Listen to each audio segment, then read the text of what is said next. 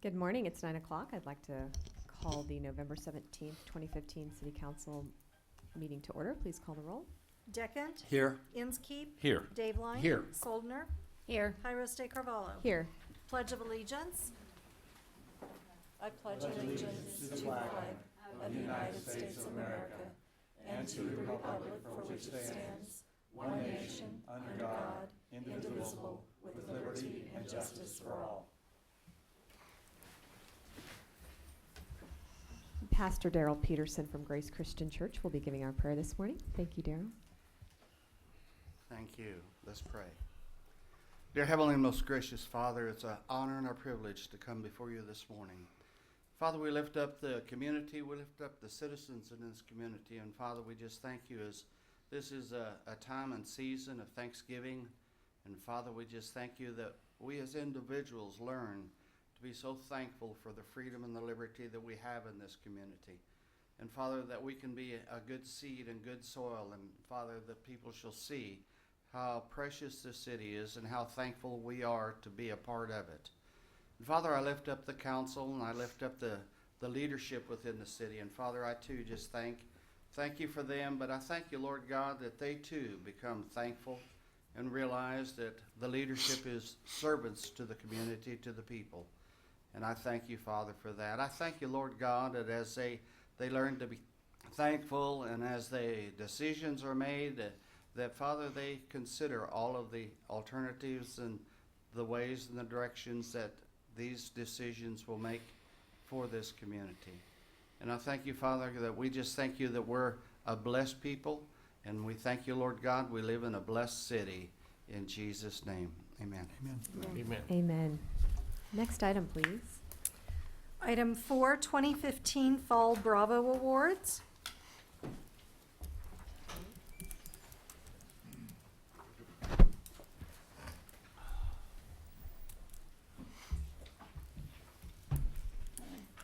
Good morning, Mayor and City Council. Janet McCarran, Director of Planning and Development. And it's my pleasure to present the 2015 Fall Bravo Awards. I'm not sure, when we sent out the notifications, we didn't get very good response on people who would be here, so I'm not sure if anyone's actually here today, but I'll go through the presentations. And if you are here, if you want to come up, that would be great. So our first awardee is Mark and Ann West. They live at 130 East 13th Avenue. Is it here? I think so. We have modified the program slightly. A little feedback there. We are giving them certificates, gift certificates for downtown shopping. So in addition to the certificate, the Bravo certificate that we've always given them.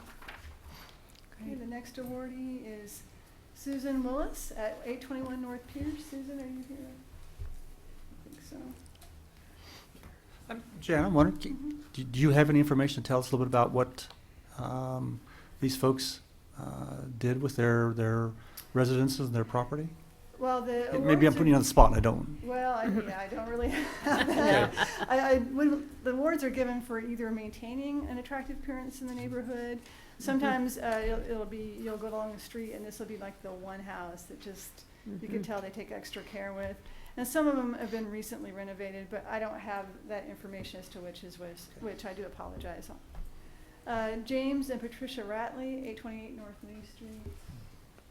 Like I said, most of them said they couldn't come, so I don't know if we even have anyone here. Ronald Cadillo at 633 West Sherman Avenue. Ronald? He's not here either. And then Brian Boyd and Alice Schmidt at 1901 North Main Street. Well, we will send these to them in the mail. And Janet, are these awardees nominated by people in their neighborhoods? They're normally nominated by the Community Improvement Commission, but city council members, actually a few were nominated by Nancy Soldner. And you guys are welcome to nominate folks. We do them in the fall and in the spring, and we'll try to make sure we get our notification out to more people this time. So. Thank you. Well, we certainly appreciate the investment they've made in their not really. properties. I basically went looking. Did you? Yeah, for homes in the Southwest District that I thought were good examples of maintaining and bringing up the neighborhood. So I'm sure that there were probably some people who wondered why I was driving through these neighborhoods very slowly, looking at houses. But anyway, I appreciate their efforts. Absolutely. Hopefully it's contagious and others will want to emulate that as well and bring their Yeah. properties up. Yeah. Very nice. Next item, please. Item 5, oral communications from the audience. This is the portion of the meeting where we allow communication from the audience on items not on the agenda. Hi, good morning again. Janet McCarron, Director of Planning and Development. I wanted to introduce 2 new staff members to you. Stephanie, you want to come on up? This is Stephanie Stewart. She's a new planning technician in our department. She's been here about a week. She has 2 associate's degrees, one in general studies and one in architectural drafting from our own Hutchinson Community College. Okay. And Stephanie is doing a great job. She's a local, and we're just very excited to have her on board.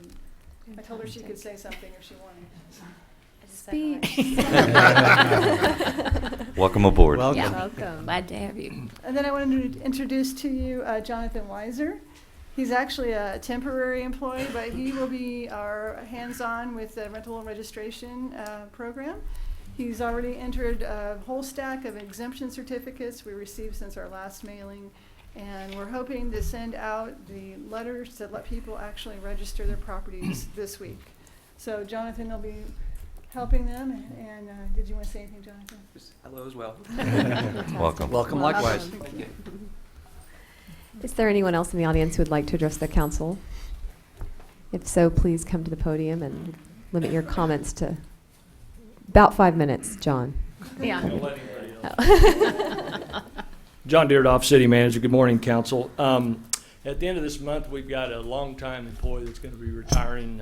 Reg Jones, as you know, will be retiring from the city effective at, I guess, at the end of the month, November 30th, and after 28 and a half years of service. And so I thought I might just take a minute to share a little bit about Reg and his career with the city and kind of how it all started. He started work with us in 1987 as a engineering technician, and then in 1988 he was promoted to the assistant wastewater treatment superintendent.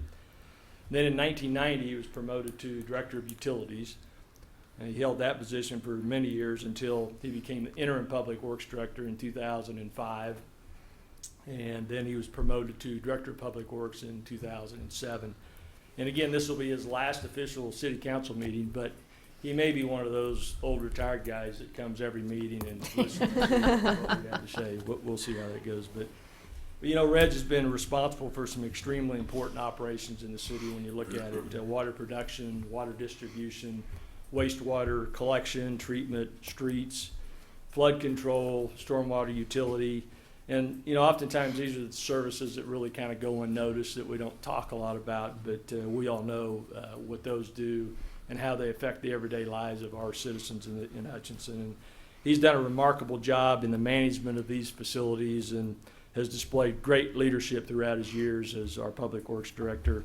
And not only has he kept a close eye on the day-to-day operations, but he's also been instrumental in bringing significant capital improvement projects to our community, and I'll talk about a couple of those in a minute.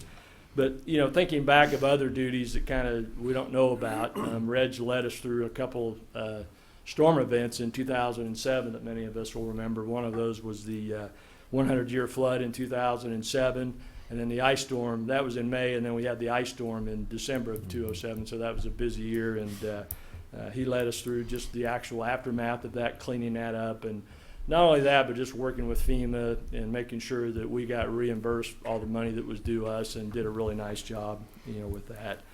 But a couple capital improvement projects that stand out in 2010 was the Biosolids Handling Improvement Project. Now, if that doesn't get you excited, I don't know what does. But it was a $5 million project. Reg also helped us get stimulus money through the federal government to pay for half of that project. But again, it's not a real sexy project, but it's a project that's very important for the future of this community.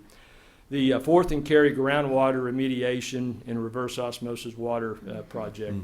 Perhaps Reg's greatest accomplishment in my mind was his efforts in leading our city through the planning, through the construction, through the startup phases, and the operations of this $35 million project. And I think Reg would be the first one to tell you that he wasn't certainly the only one that was involved in that project, and that's certainly true. But we've been so fortunate to have Reg in control of the RO project and the remediation project. It's just a very, very complex effort and project. And in my opinion, that project will probably go down in our community's history as one of the most significant and important capital improvement projects of all time. I truly believe that. And we're going to miss his institutional knowledge that he brought, that brings to the table every day on that project itself. And he's really been our go-to guy on that project, at least since I've been around, and I know prior to that. And it's going to be a challenge for us to replicate that, that knowledge. But I think he set the table very nicely for us, and we'll carry on the great work that Reg has done for our community. So we've been fortunate to have Reg a part of this organization for 28 and a half years, and want to wish him the best in his retirement.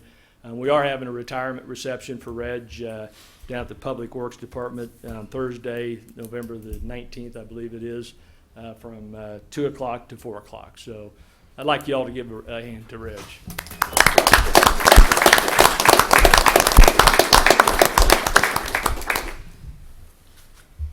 Did you have a farewell speech, Reg, prepared? Well, we do thank you for all your service. Is there anyone else in the audience who would like to address the council on an item that is not on the agenda? Hearing none, please call the next item. Item 6, consent agenda. I will move to approve the consent agenda as printed. Second. Any discussion? Hearing none, please call the roll. Deckent, Yes. Inskeep, Yes. Dave Line. Yes. Soldner, Yes. Pyros de Carvalho. Yes, next item, please. Item 7A, consider rezoning ordinance for 2319 North Waldron.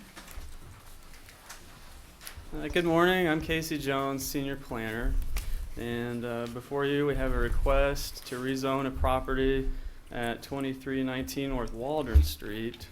The owner of this property is Disability Supports of the Great Plains, and we have in the audience today with us Rick Staub, representing the property owner, Disability Supports, as well as Jim Nuns and Frank Stuckey, representing the contractor, Jim Nuns Construction.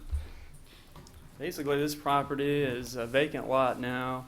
It used to have a house on it that was demolished a couple of years ago, and Disability Supports purchased it with the intent of potentially building a community center there.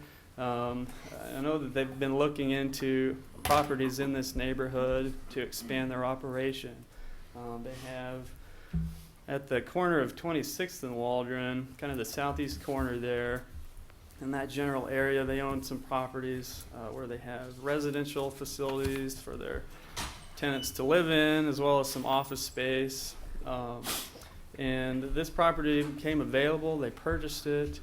It's currently zoned residential, R3, and that zoning classification limits you to single-family homes or duplexes.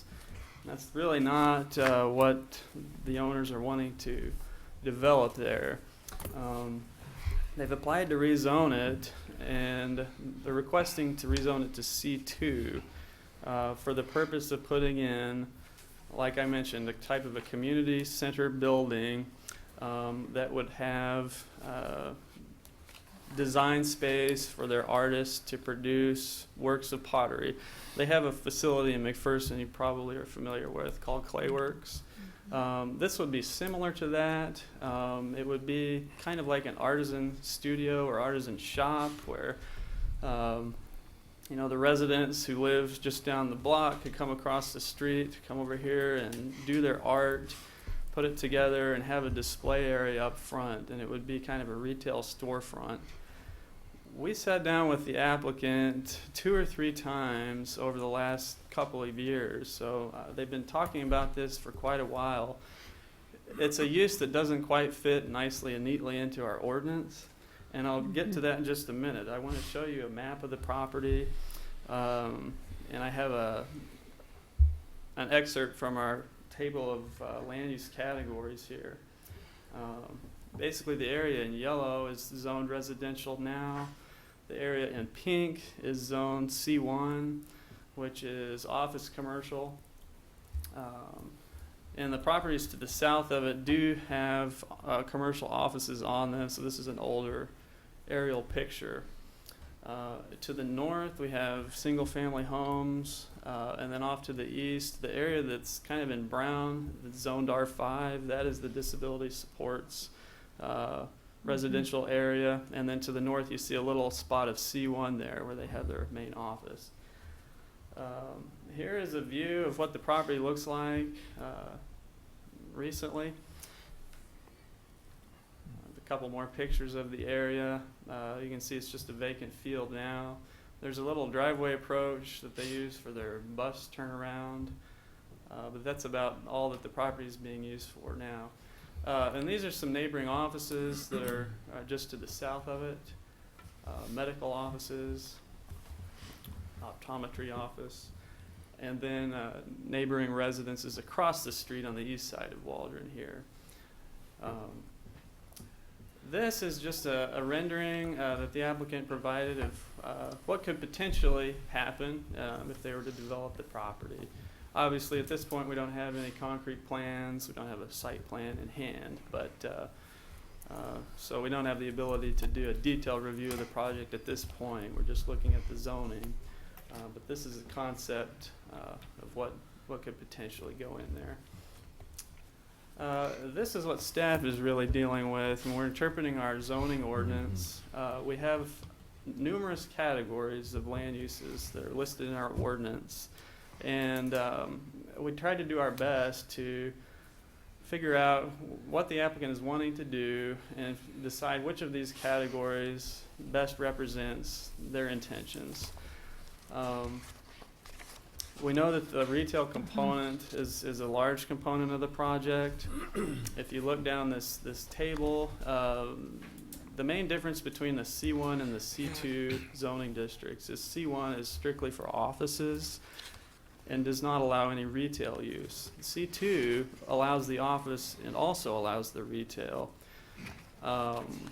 When we looked over this table, we thought that what the applicant was wanting to do was most similar to an artisan shop, which is only allowed in the C2 zone. It's not allowed in the C1, it's not allowed in the R3 as presently zoned. So C2 is really the applicant's best option at this point, short of amending the regulations.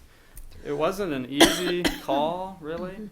When we looked at our regulations, trying to make that decision, you try to be careful about when you're upzoning a property, because if there's nothing else similar to that around it, that could be a concern. When you rezone something, you have to look at all of the uses that are allowed in that category. So anything that would be permitted in the C2 zone, if you were to rezone it, could go in on this property. We weighed, when we talked to the Planning Commission at their public hearing on October the 20th, we weighed the potential of those other uses to going in against the actual physical size and shape of the property, its access to public streets and so forth. It's a very large property. It wouldn't be easy to subdivide for residential uses. You could probably get 2 houses on it, but that would be about it, the way that it's situated. So, and looking long term into the future, you know, Waldron Street is probably going to become more of a commercial corridor, kind of like what you're seeing on 30th. So that provides some of the reasoning behind why we're recommending the C2. The Planning Commission did recommend approval of the C2, and they voted unanimously. It was a 6-0 vote. We had one member of the public show up to our hearing, and that was Dwayne Patterson. He lives next door to the north, 2401 North Waldron, and he wasn't opposed to the rezoning, but just wanted to make it clear that he had some solar panels on his property, and he wanted to try to make sure that those didn't get blocked by any new building. that went in. So that was really the only public comment we received on the case. I don't believe our development review committee had any comments except for engineering, and that was a comment about just a concern more than anything about pedestrians, because a lot of the pedestrians coming to this site will be coming from across the street. And we don't have a pedestrian crossing now. We actually don't have a sidewalk on the west side of Waldron. I think there's one on the east side. So at some point in the future, when the property were developed, that would be a discussion we'd want to have with the applicant about where would be a safe place to put in a pedestrian crossing. So I've done a lot of talking there. If you have any questions for me, I'd be happy to answer them. I do have some pictures if you'd like to see them. Maybe the applicant can go through those with you of the McPherson Clay Works facility to give you an Casey, idea of what that looks like. That facility is Yep. so phenomenal, and I think our community is going to get really excited if we do hear about it from him. So I would like Sure. to do that. But just one question. Is no retail use permitted with conditional under C1? That's right. The closest you can get is probably a beauty salon. Okay. I don't know. So are of they any going to be other- doing any here at this location? So this couldn't have been done on a lower zoning classification with conditional use permit? It's just not Okay. made up that way in our regulations. Like I said early on, it's one of those uses we just didn't anticipate, and it doesn't fit nicely and neatly into any one of these particular categories. Well, I think that's So- because it's something truly unique and special, and I'm anxious to hear more about it. So. Well, I think this is a worthwhile project, and it seems to me the planning commission has thoroughly studied it. But I wonder if we could ask the applicant, I know this is not a site plan process here, we're in the zoning, but be interested in knowing what the plans might be for the parking on the site. Have you gotten that far into the project yet?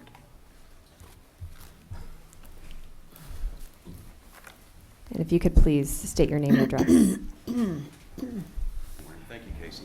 My name's Rick Staub. I'm the president and CEO of Disability Supports. I live at 4010 Deer Ridge here in Hutchinson.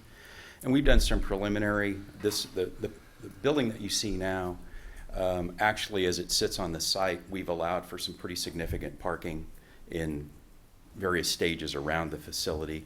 When we get this drawing now and then the floor plan will be going to the architects. We'll be taking it to Mann and Company, and they will be working through the details. I think just the footprint that we've created relative to the requirements that we've come to understand of parking, we're probably close.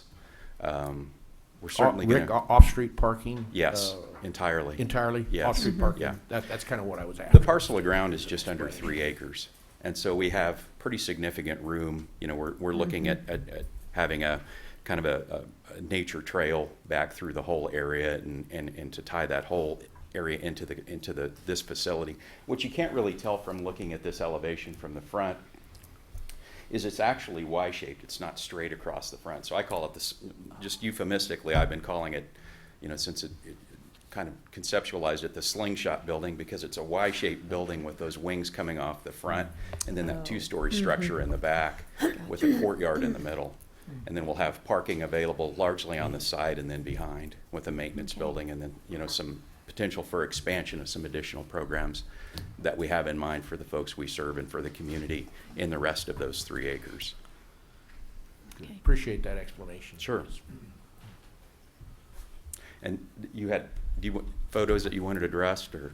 Yeah, I'd is love that- to see him. Can we? Okay, I don't, Can we see that? okay. Yeah, we can scroll through those. Just I can give you 2 good hours and not draw a breath. No. And clearly, we're not interested in doing hair. just you're down. At least you're not, huh? Yes. The Disability Supports, we provide services for now about 280 people with developmental disabilities in McPherson and Reno counties. In 2016, we'll be celebrating our 20th year. Started in McPherson, took over Hutchinson Heights in 2002. Since then, when we came to Hutchinson, we had about 30 clients in our services, and now it's about 130. And so we have a pretty good division of both our assets and our personnel, about 300 employees between both communities. But in looking to expand the program that we offer for the folks we served, we started looking at opportunities, particularly employment opportunities for folks with developmental disabilities, and started a concept called the Clay Works in downtown. I mean, you've probably heard me say the heart of downtown McPherson. And we developed some retail space in that facility that's about 2,500 square feet. And that's the workroom. That's looking east from the back of the facility towards Main Street. We have artists actually working in shifts now because of the proliferation of the program, who come in every day. They have the opportunity to participate at a level of their choosing, create the art of their choosing, and then we sell it and they get the entire proceeds. We underwrite the whole cost of the program, and the artists get the entire proceeds from the sale. And we right now have about 140-ish participating artists in addition to the folks that we serve specifically. We also have some folks that we've opened it up to USD 418, and I think we have about 24 participating students from special education at USD 418. And all the same rules and parameters apply. They participate at a level of their choosing, create art of their choosing. We market the art, and they get the entire proceeds. We were so successful then with the program, the Clayworks program, that in about 18 months in, there was additional space, about double the space, just north of the Clayworks facility. And you've probably heard One Door North, and so that offers the explanation of how Clayworks became One Door North. And we added a drawing gallery, and then you can see on the other side, and maybe there's a photo here, but there's a wrought iron door that allows movement from the Clayworks facility over into this One Door North gallery, which is now used for Saturday, for instance. We're hosting a Christmas open house for 7 guest artists from the Midwest who have their art in the gallery in addition to our Clayworks. And so we've expanded both the scope and the participation of not just the clay, but the products beyond that. And here's a look at the gallery, One Door North. We have guest artists in addition to our our participating artists that are served by Disability Supports. We've had a number of guest artists, from Ron Michael, the curator of Berger Sanzane Gallery, to any number of people who have come in, and we offer the facility just again to celebrate the spirit of the art. Fostering the spirit of art is our slogan. This just gives you a little bit more look at how we've developed the space of the store. Our retail, the cash wrap or the cash register space just at the east end of the store, and then the front display area. Every month we celebrate a featured artist from one community or the other and feature their work in a special section of the retail store. More examples of the way that we've chosen to market the product and to just celebrate the artist and the art. And here, we've progressed from having a handful of folks in our day service program to now nearly 100 who are in our facilities and in and out of our facilities, using the facility on Waldron now as a hub for the things that we do in the community. But as we continue to try to extend the scope, really, I think people, when they see what we've done, are a little fascinated when I say we're just getting started. This is really just the next springboard. Hopefully this facility offers the opportunity to give space to a little bit more of the initiatives that we have in mind for the expansion of the program. And one of the things that we really enjoy doing, and I'm really excited about this space and the location, is the community involvement aspect of, we're close to the Trails program. I think people have come to understand how we landscape and how we treasure the ground that we maintain on behalf of the folks we serve, and out of respect for the city.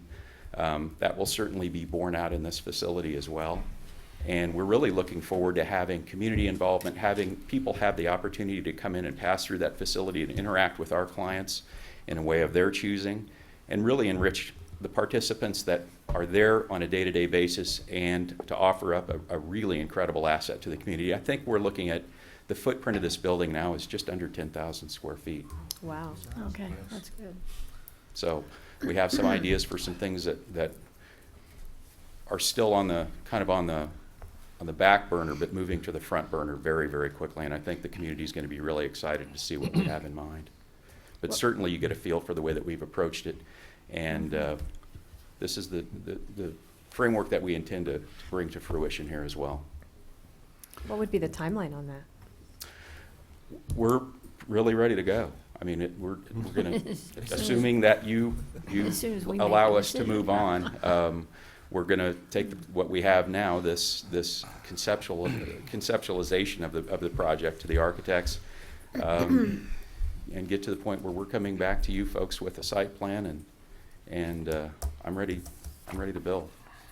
Are you thinking it'd be about a year from now if everything moves slowly? Or? I hope so. I'd love to be open by Christmas next year, or the holiday season, particularly with some of the things that we want to do to, kind of bring the holiday spirit back to rural America. But just as an aside, and our sales year over year, we have our downtown open house in McPherson, and the amount of money that our folks are making now, we have.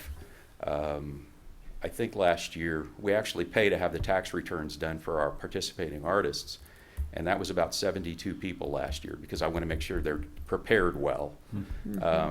And so it's really an interesting prospect, because we have folks now making more money than really they would have ever probably had the opportunity, and particularly folks who have significantly profound disabilities. They really just don't have the opportunities that might exist for you and me most of the time, really anywhere. And the fact that we've had the ability to adapt our program to make them successful, we're now looking at sales even year over year. We're several years into this project now, but I just got the numbers a couple of days ago for our sales year over year are more than double for our participating artists for our early Christmas sales. And so to have that open next year in time for the holidays, as we continue to build the inventory behind the scenes, we're actually doing some Clayworks work on our 2520 campus in one of the facilities that associated with one of our housing properties there. 2520 here in town? Yes, yeah. And so it's just, we're already doing it. That art is transported to McPherson for firing and subsequent selling. This is going to be actually, we're going to have space here that between the two facilities, the one door north and the Clayworks facility, we're going to have about double our existing space in that one building. And then we also have some ideas for some additional programmatic expansion on the rest of those 3 acres, all of which would fit into the C2 guideline. The products that you retail, are they all made by artists who have special needs? Yes. So the guest artists that you refer to are simply their works are on display. We will sell we offer their art for sale, and again, at no commission. Yes. And so the guest artists that we bring in, for example, and this is the first year that we've done the Christmas market like we're doing. Ultimately, it drives retail to the area. I mean, we're expecting several hundred people at our open house Saturday afternoon in McPherson. So it's good. We've proven to be a good neighbor to the downtown businesses where we share the community. Again, because of the way we've developed it and because of the program that as it exists, and I think that the press that we've gotten, we have bus tours that actually, we've kind of created our own gravity. We have a number of bus tours that have stopped by. We have day trips, a lot of day trips that come from McPherson, and then we've developed one of the things that's going to be in the back part of this that you don't see necessarily in this, the handle of the Slingshot building is an ever-growing mail order preparation facility. We've now, I would say we've probably shipped art to, if not every state, I'd be surprised which don't have it, and I think last I knew 7 countries. And that, again, is just a different way that we're looking at approaching the prospect, but we've outgrown the facility in McPherson in that regard, and so the ability to do that here, to turn that into also our mail order facility in the back, and just kind of have the ability to get those things shipped out is going to be a big help to our participants. Wow. So did I understand you saying that none of the proceeds on the sale of these items come back to your organization? Correct. So whatever expenses are involved in heating having the space, you bear through your financial resources. Yes. Yep. We've just included it into the, our mission is to enrich the lives of those we serve in every way possible, and we chose this path at that level of engagement and creativity, and the ability for individual expression, we think it's a great investment in the folks we serve. We've been very fortunate in the way we comport ourselves as a business. I think we work pretty intelligently as a company, and we've been able to kind of do something that has not necessarily been tried before and been extremely successful with it. Well, certainly, I mean, it sounds, I mean, and what little I've known before, you're giving us more information this morning. I certainly applaud and am impressed by what the organization Thank you. does. It's a pleasure to be here. Further questions or comments for the applicant or the contractor or city staff? Casey, you mentioned sidewalks. There are on that particular piece of property. There are no sidewalks on the west side of the street whatsoever. Am I correct? That's correct. The street was just reconstructed by the city, and the city went in and installed a brand new sidewalk on the east side of the street. So there is no sidewalk on the west side, and I understand that our right-of-way on the west side is very narrow. There's hardly any room there to put anything in. So I don't know if it could be done. And that includes the residents that are north of the residential, Yeah. the houses north of there have no sidewalks either. No. Correct. Okay. None. So procedurally, if we would approve this zoning change, then the site plan would then go directly to the planning commission. Jana, does it come back here? Well, we would approve it administratively. It would be Administratively. reviewed and approved potentially by staff. Okay. Because what the artisan shop involves, the retail component of it, the art gallery component of it, everything that Rick just mentioned would be permitted by right in C2. And the property's already been platted, so it wouldn't have to go through the subdivision process. It would just be a site plan review Site plan application, review application. Mhm. Which is free of charge, by the way. Just thought I'd toss that in. Now you know. One of the things I noticed, and Casey had mentioned it too, is that it currently would look out of place, the C2, or surrounded by the others. But I also tend to agree with you that that's the trend. That's where that corridor is kind of headed, be it C1, possibly C2. I also looked more in depth at the various businesses, much like you did, that could go in a C2 category. I then took those and removed from the ones that required conditional or special use permits, which would then come back upon us, I believe. And the list that was left was nothing I couldn't live with myself. You know, actually, one of them was a video arcade, which I probably could live with myself. I'm a child of the '80s, anyways. But with that being said, then I also put a lot of weight on public opinion, and there was none negative, with the exception of the Solar panel. solar. Thank Yeah. you, solar panels. So. I'm also encouraged or excited that this is going to be a project that not moving into a space and having to adapt to that space, but rather build this one from the ground up and make it what you really truly want it to be. So that's very exciting to me as well. So I would suggest I'm on board with it. I'm encouraged, and I just want to add those comments. Thank you, Dave. So I'd like to make a few comments as well, and I certainly support Clayworks, and I want to see them go in here. And I think, Mayor, that you, with a couple of your opening questions, my concern is going to C2 and what it does allow. Not contrary necessarily, but restaurants without drive-throughs are permitted, period. Drive-through restaurant would take a special use permit.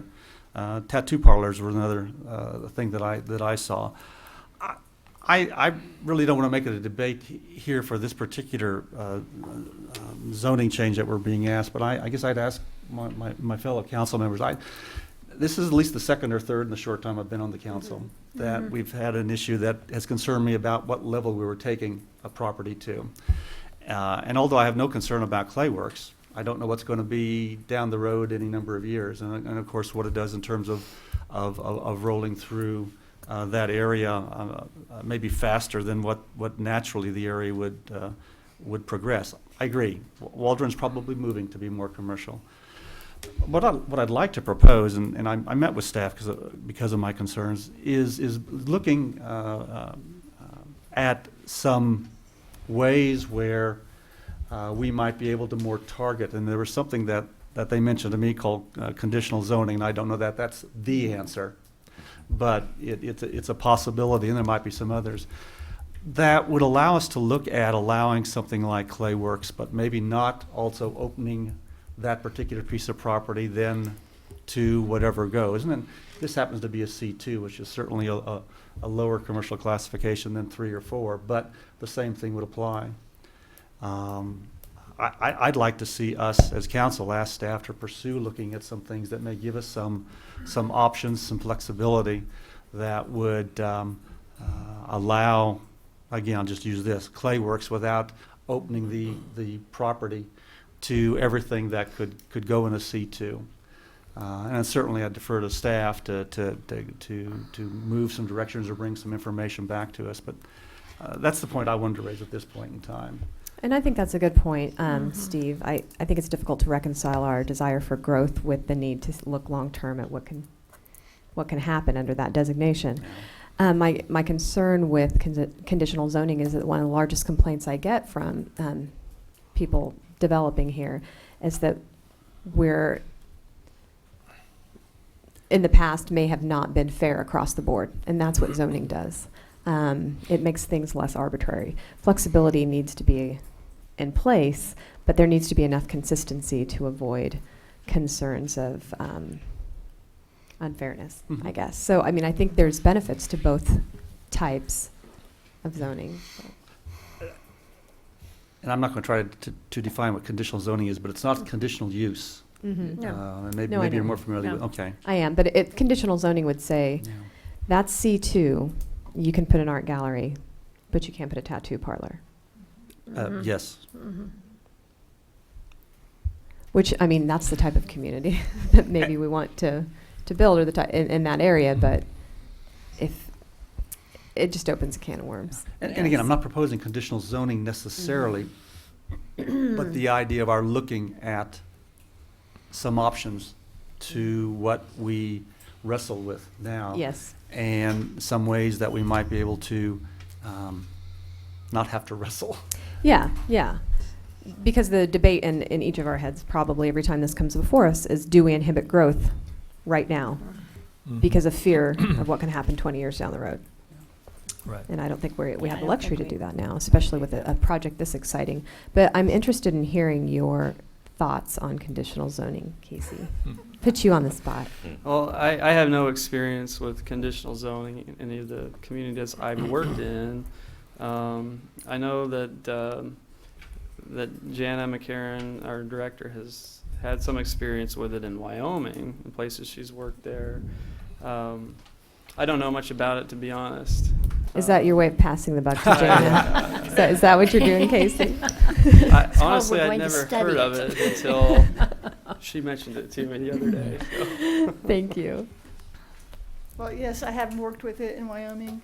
We probably had, in the community I worked in, about 10 properties that had conditional zoning. So it's exactly as the mayor described. The property would be zoned C2, but then you would look through the list of uses in C2, Mhm. and you would only include those uses that you wanted to be allowed in that zone. So it excluded everything else. I think it worked okay. It really was a way to get more zoning districts without having to create more zoning districts. Does require more work on the part of staff to monitor those and make sure in the future that uses don't go in that you didn't want to go in. And I'm not entirely sure, Casey and I have discussed this, we're not entirely sure that it's allowed under Kansas statute, so we'd have to do some, the city attorney's over there nodding at me. We'd have to do some research and talk to other cities and a couple land use experts to see if that would be even something we would be able to do in Kansas. Yeah, I mean, thank you for clarifying that. But I do appreciate your concerns because that's a beautiful corridor now. And I would be happy if it never had a payday loans or something similar. But the process for employing that type of zoning would be we would need to check with the state first, and then, so is that something council has consensus that we want to do, or? It's worth you discussion. can- I just I think you can offer study one it. question is that if we would go through this, what is our objectives and what are we attempting to accomplish here? Or are we just putting another layer in the process? That's my question. Yeah. Because certainly we've got, to me, sufficient regulations and a good pattern, and I don't think we've stubbed our toe as a community too often in this. And Steve, I appreciate your bringing this on the table, but in the end, be careful what you ask for. Yeah.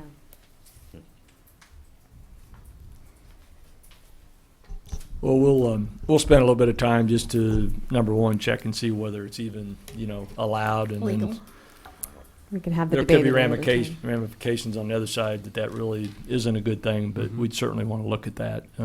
So we'll do that and report back. Thank you. I appreciate that. Are there further questions or comments or a motion on this item? I would move to accept the recommendation of the Planning Commission to approve the request to rezone the property located at 2319 North Walden Street from R3 Moderate Density Residential District to C2 Neighborhood Commercial District. Based on consideration of the factors shown, adopt an ordinance for publication, authorize the mayor to sign. I'll second. Please call the roll. Deckent, Yes. Inskeep, Yes. Daveline. Yes. Soldner. Yes. Tyros de Carvalho. Yes, next item, please. Item 7B, consider resolution approving the 2015 housing needs analysis and authorizing establishment of a rural housing incentive district. Good morning again. You feel like it's the Jana show. We've been a little busy over in the planning area and housing. That's a good thing. Jenna McCarron, Director of Planning and Development. This item is for consideration of establishing rural housing incentive districts in the city of Hutchinson. And I know we've had a study session on this, but for the benefit of those who weren't at the study session, I'll just quickly go through what an RHID is. It's authorized by state statute. It's a housing development tool. It's been around in the state of Kansas since 1998. It's limited to cities with a population less than 60,000 and counties with a population less than 80,000. Those parameters were recently changed. So until a few years ago, the cities could only be up to 40,000 and we weren't eligible. It's similar to a tax increment financing district. And the way that they work is the taxes are frozen at your pre-development level. And then the increment that's realized by development on the property, the tax increment, pays for your infrastructure, your public infrastructure for water, sewer, streets, storm drainage, et cetera.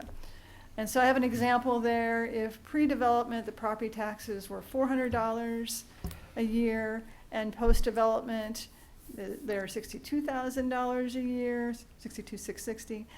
The increment would be $62,260, and that would go towards paying back the cost of the infrastructure. Right now, we typically use special assessments to pay for infrastructure. This would not require special assessments. The taxes would go towards paying for the infrastructure. And why do it? Well, like I said, there's no special assessments, so essentially the home buyer can afford more house. On average, special assessments add about $200 a month to people's house payments for those folks who are living in houses that have specials. And for some folks, that's just enough more that they really can't afford to buy a new home. So RHIDs can open up tight housing markets, and the infrastructure is paid for more quickly, depending upon the taxes that come in. There is a maximum of 15 years that you can have an RHID in place. There are, of course, some risks. One risk is that it may not trigger the housing sales. And the repayment period is actually closer to 13 years by the time you put in the infrastructure and get your first house in and start realizing the taxes back. Would require a development agreement to kind of protect the city's interests. But there are the same risk as special assessments. If the developer defaults on the property, on their project, then the city could be left with these costs. Several cities in Kansas have used them successfully. Probably the most popular one, or the one that's used them the most, is Dodge City. We've talked to them. They say that it's been a great development tool. I think they've built about 300 units using RHIDs, and they feel like they probably wouldn't have had nearly this level of development without it. Garden City and McPherson have also used them, and there's other cities that have as well. Prior to, we've kind of been in a process exploring this option. Prior to actually preparing a housing needs analysis, we sent a letter to all the people who own vacant properties of vacant residentially zoned properties of any significant size, asking them if they would be interested in having their property be potentially included as part of an RHID. And these are the 5 property owners responded. So these are the properties that we're looking at. And I did want to clarify, it would only be for those phases that have not been developed. So there's a couple of subdivisions there that have one or two phases done. It would only be for the third, the out phases that don't have development on them. In order to establish an RHID, a city has to do a housing needs analysis, making 4 findings. And a copy of the housing needs analysis was in your staff report. I do have a paper copy here, and I wanted to commend Amy Danker, our housing program coordinator. She did a lot of work on this, and I think it's really a stellar product. But basically on the housing needs analysis, there's 4 findings you have to make that the state requires, showing that there's a housing shortage and that the economic viability and well-being of your city depends upon you being able to provide better and adequate housing. Also, the city council has to pass a resolution. That's what we're asking you to do today. If you guys do approve the housing needs analysis, pass the resolution, we will send all this information up to the Secretary of Commerce, who then has to review everything and approve it. This does not establish any specific RHID. It just says, yes, we think this is something that might help our city, and we're interested in pursuing this. I just want to go through briefly a couple highlights from the housing needs analysis. I hope you've all had the chance to look at it. But the state has specific thresholds for determining if there is a housing shortage or not in the community. And for instance, in the threshold for lack of complete kitchen or plumbing facilities is 96%. If less than 96% of your units don't have complete facilities, or I should say if more than 4 do. Anyway, we exceed that threshold. 8.7% of our housing units lack complete kitchen or plumbing facilities. So we're about double what the state would say you should have to not be considered to have a shortage. Also, 42.6% of our households are cost burdened. But this is kind of an interesting slide. So although we have quite a few that are cost burdened, we also have quite a few in that very first column there where they actually could afford more house than what they have. So we see people on both ends of the spectrum. Either people, they're in a house that they can't afford, or they could afford more, but not very many in the middle. And that's kind of what we saw over and over again as we worked on this analysis. If we look at the houses that are on the market, 60% of the houses on the market are valued under $100,000. What that's telling us is there's not move-up housing. Also, we have the lowest median home price in the region. Ours is $89,400. If you look, the closest to us would be Newton at $98,900. But Wichita, McPherson, Mays are all much higher. We have an aging housing stock. The threshold for the state is if 40% or more of your stock is 50 years or older. We have 54.7% of our housing stock that's 50 years older or older. So again, we're a prime candidate for this, at least based upon the state's housing shortage criteria. We also have not only old housing, but it's the oldest in the region, as you can see here from this slide. Hutchinson's median age is 1957. The next closest would be Newton, probably not surprisingly. And then Mays is the youngest, but they're a much newer community as far as growth is concerned. Also, new construction is not keeping pace with demolitions, and there the criteria is just do you have more demolitions than new construction. Well, over the last, since 2009, we've had 38 more demolitions than new houses built. Now, we did not include on here our apartments. So if you add the apartment units in, the Wiley and the Hutchinson lofts, we look pretty good. But if you take those out, just single family and two family homes, we are behind.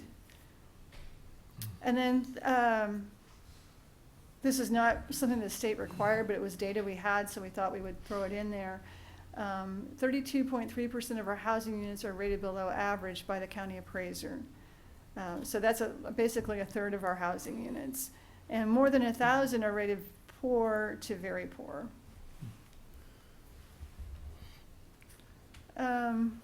We also have to show that not only do we have a shortage, but we have places to put houses.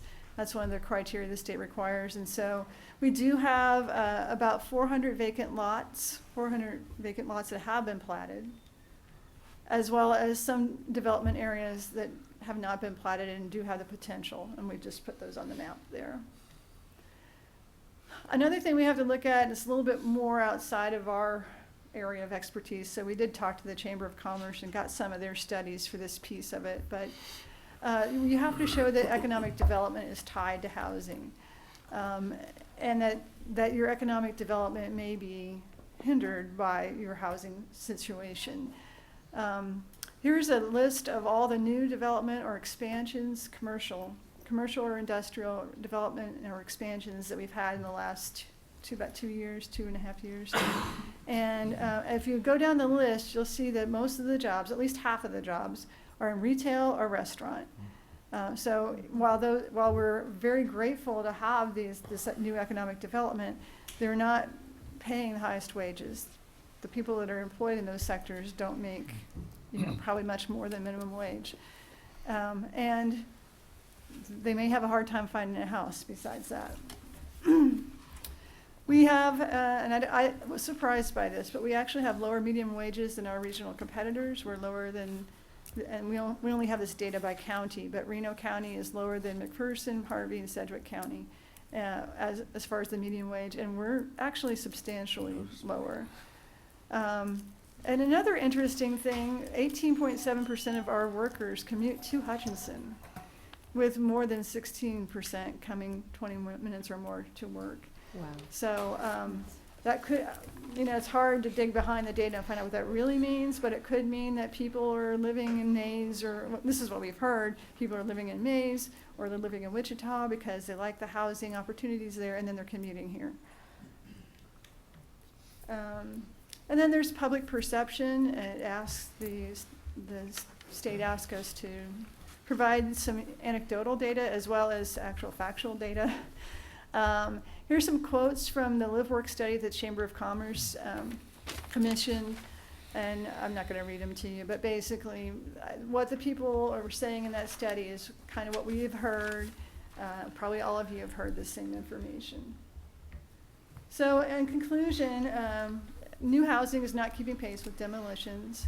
There is a shortage of housing. What we see a shortage of is in the $100,000 plus market, with only 40% of houses presently listed in that range. So there's really not houses for move-up housing, young professional housing, and workforce housing. What we think those folks are doing is staying in these houses. They could afford more house, but there's nothing for them to buy. And so because they are staying in the lower level houses, then people who actually could maybe afford a home, there's nothing for them to buy, except for possibly some of these homes that are need more work. And so you kind of hit that barrier where if you don't have the investment, you don't have the money to do the work, how can you do the work? Housing at lower price levels has age and quality concerns. And we believe an additional incentive is needed to spur construction of new housing across all price levels. An estimated 1,100 new or rehabilitated units are needed. We did present a whole housing needs analysis, went through every page of it with the Housing Commission, and they had a lot of discussion about this 1,100 unit. That was their main discussion point. They wondered, is that really accurate? But then if you look at the data and the analysis, they said, well, no, we don't want you to change it. We think it is accurate. And also, they discussed the whole concept of RHIDs on September 23rd. I know when City Council had their study session, you initially had said, well, we want to limit this RHID to a certain price point. The feelings of the Housing Commission were that we need this at every price point to open up the market. It's a pretty tight housing market right now. And I don't know if that's going to get tighter or what, but we just feel like, or they felt like this would open up the market, this potential. I do have a couple of developers here with us today. This was not staff's idea. This actually, we were approached by some developers. I have Jim Strawn and Ross, I thought I saw you, and Ross Vogel. Ross Vogel came down from Kansas City. I know he'd like the chance to maybe address you guys. He's done this in other cities, probably can answer questions a little better than me. But I just kind of wanted to summarize with what would happen after this if you guys do approve this. We would send it to the Secretary of Commerce. We actually, for a review and hopefully approval. Then we will be coming back to you all with a specific policy for RHIDs, just because you had expressed a concern about cost sharing, that needs to be framed out a little differently. We're still working on that policy. Would expect to have that back to you in January or so. Then each individual project that wants to use RHID financing has to come through this body, there has to be a public hearing that's held, has to get all the planning approvals and so forth. And there's actually a 30-day protest period by the county and the school district that it's in. For each individual project. So today, you're not really approving any project. It's just laying, or hopefully, you're not considering any project. You're just laying the groundwork for the potential to do this. So I'm happy to answer any questions. And like I said, Ross Vogel and Jim Strawn are both here. And they're the ones that approached us about using RHIDs. Jenna, I just had one small question. I understand that RHIDs aren't eligible for general obligation bonds. So can you discuss what options exist for the upfront cost for that infrastructure? Sure. There's the developer can finance, which I believe the project that Mr. Strawn is looking at would be developer financing, or we can use special obligation bonds. And special obligation bonds, my understanding is they cannot be paid back by the general fund. There's other revenues they can be paid back by, but that's about my limit of knowledge on that. So would we have any liability if we issued the special obligation bonds? Am I getting too much in the weeds here? Well, That's a lot of I don't know money that I can upfront. answer that You'd end up question. paying them. It would be very similar to special assessments that we have now. Okay. Because as we talk through this, as we get into the policy down the road, there would be letters of credit or there would be some, development agreement that would protect the city to a point.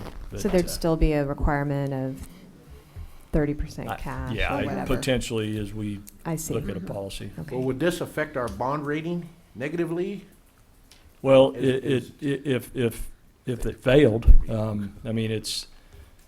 it wouldn't affect us issuing the bonds. Issuing the bonds, yeah, okay. No, not at all. And I guess is the question if one failed? If one defaulted, Because right? then the city would be basically On the hook. responsible to make Yeah, that they'd up, have so there to- wouldn't, somebody's gonna pay those bonds off. Somebody's got to pay those Yeah. bonds. But if we had a substantial enough requirement Yeah, before Mhm. issuing the bond, because we have that right now with our right, and bonds. normally as we develop, fortunately in Hutchinson, our developers are very good about developing what they can actually develop and sell and not creating large tracts that then sit for years. So Right. that's not really a concern I concern. would have. Okay. Jan, one other question. I'm not sure if you've thought about this. We have the NRP program, Neighborhood Revitalization Program, but this Rural Housing Incentive District, are we considering putting a sunset on it at all, or would it be an indefinite period, or what's your thoughts on that? Well, the way it works is only those 5 properties that we outlined, that we showed you, those are the only ones that are included in the resolution that you have. All right? So if somebody else came in and said, well, we want to do an RHID, we'd have to do, depending upon how far down the road it is, we'd have to do another housing needs analysis and adopt another resolution. So the short answer is you're only really authorizing 5 properties to do this. But as far as time frame, no, I don't think there's any specific time frame. No time frame. Okay. They'd have to come to us, and then they have 15 years from the date that they get their approval to get that infrastructure in and get all the taxes paid, it paid off via the taxes. And how long is that current needs analysis good for as a rule? Well, we called the state because we were really wanting to use our old housing needs assessment. We didn't really want to do this work. And they said about 18 months. They really don't want to use anything older than 18 months, which, I don't know that our information changes that fast, but yeah. That was you did a great job on that, Amy. It was a little discouraging, but it was A little sobering. It was Yeah. sobering, but Yeah, it's what we need to definitely. know Yeah. to recognize that something bold needs to be done on our part. Another question I did have is, I remember the conversation we had about limiting the use of this to a certain price point. My concern with opening that up is that the needs analysis shows that we need that second tier, that move up from the 100 to the maybe 1 to 200,000, which is completely missing now. And by not putting a cap, are we not incentivizing what we want to incentivize? Well, and I think that's something that you guys could address in your policy. Okay. So, I mean, if that's what you wanted to do, I could take that back to the Housing Commission and say, look, this is really what City Council wants. You think, well, it's up to you. But I think that would be best addressed in the policy. Yeah, and I'm certainly not saying they were wrong. I don't want to end up in the same situation where we have $300,000 homes and $80,000 homes and nothing in the middle. Nothing in between. Yeah, Jade, I think that's a valid question. Again, long-term is to say there's 100 homes built and so on. What would that impact? How would that impact our assessed valuation over time? Well, it should improve it. Yeah. The whole goal is once these get back on the tax rolls, Once again, they get back on the tax rolls. That's correct. yeah, it's just like any other Just like tip. any other deferred Yeah. incentive. Yeah. Mhm. Janet, can the Secretary of Commerce actually put the stop to this? Or do they kind of automatically approve, or do you have a clue? I believe they could, but I don't know that they ever have. I Okay. suppose if we had just sent like 3 pages and Yeah. we actually used the data and the data sources they suggested. So because of that, we feel fairly confident that they're going to Okay. agree with us. But they're going to approve it. I guess I didn't understand previously until you mentioned it, probably again, but mention it here. Why are we limited to the 5 tracks? Because you have to identify specifically in the resolution you passed authorizing RHID financing, you have to identify those properties that will be eligible. So that's a requirement of the Of the state statute. the state, okay. Mhm. So that's why, rather than just include every property that I showed you in that one map, we contacted the developers specifically and said, are you interested? And we've met with 3 of those 5 developers and kind of described the program. 2 are very seriously interested, and a third Okay. is, I think, fairly interested in using this financing. So all of the developers had a chance to say, yes, They did. I'd like to. Mhm. Okay. It's unfortunate that it couldn't be used to greater stimulate developments in the south part of town, but if there's an interest, there is If an there, interest. the problem with the south part of town is that most of the infrastructure is It's already already in. there. Yeah. Mhm. So, and that's what this pays for, is the infrastructure. Now, there could be, like, as an example, which wasn't south, but the Inverness Apartments, they could have used this, because they did need some additional infrastructure, even though the road was there. So there could be an apartment complex, or I was thinking Commerce Gardens. This is something that they could have used, because they were redoing all their infrastructure in there, but they've already, they're already underway, so. You had held up Dodge City as a city that's had some success with this. Did they have a similar needs analysis, aging home stock, lower home values? Yes. Well, I don't know, I didn't read theirs in detail, but yes, they had to prepare one. And they identified, I think, the need for 800 units there. Versus 1,100 for us? Yeah. Okay. So we were even more in dire need than they were. Yeah, they're smaller, of course. Sure. But they've had some economic stimulus, I think, with the casino. Okay. and some tourism. I mean, I think they've really been working on this issue. Not that we haven't, we have been as well. We just have a larger population base, so. Is that one of the communities that Mr. Vogel worked with? Or No. Dodge? No.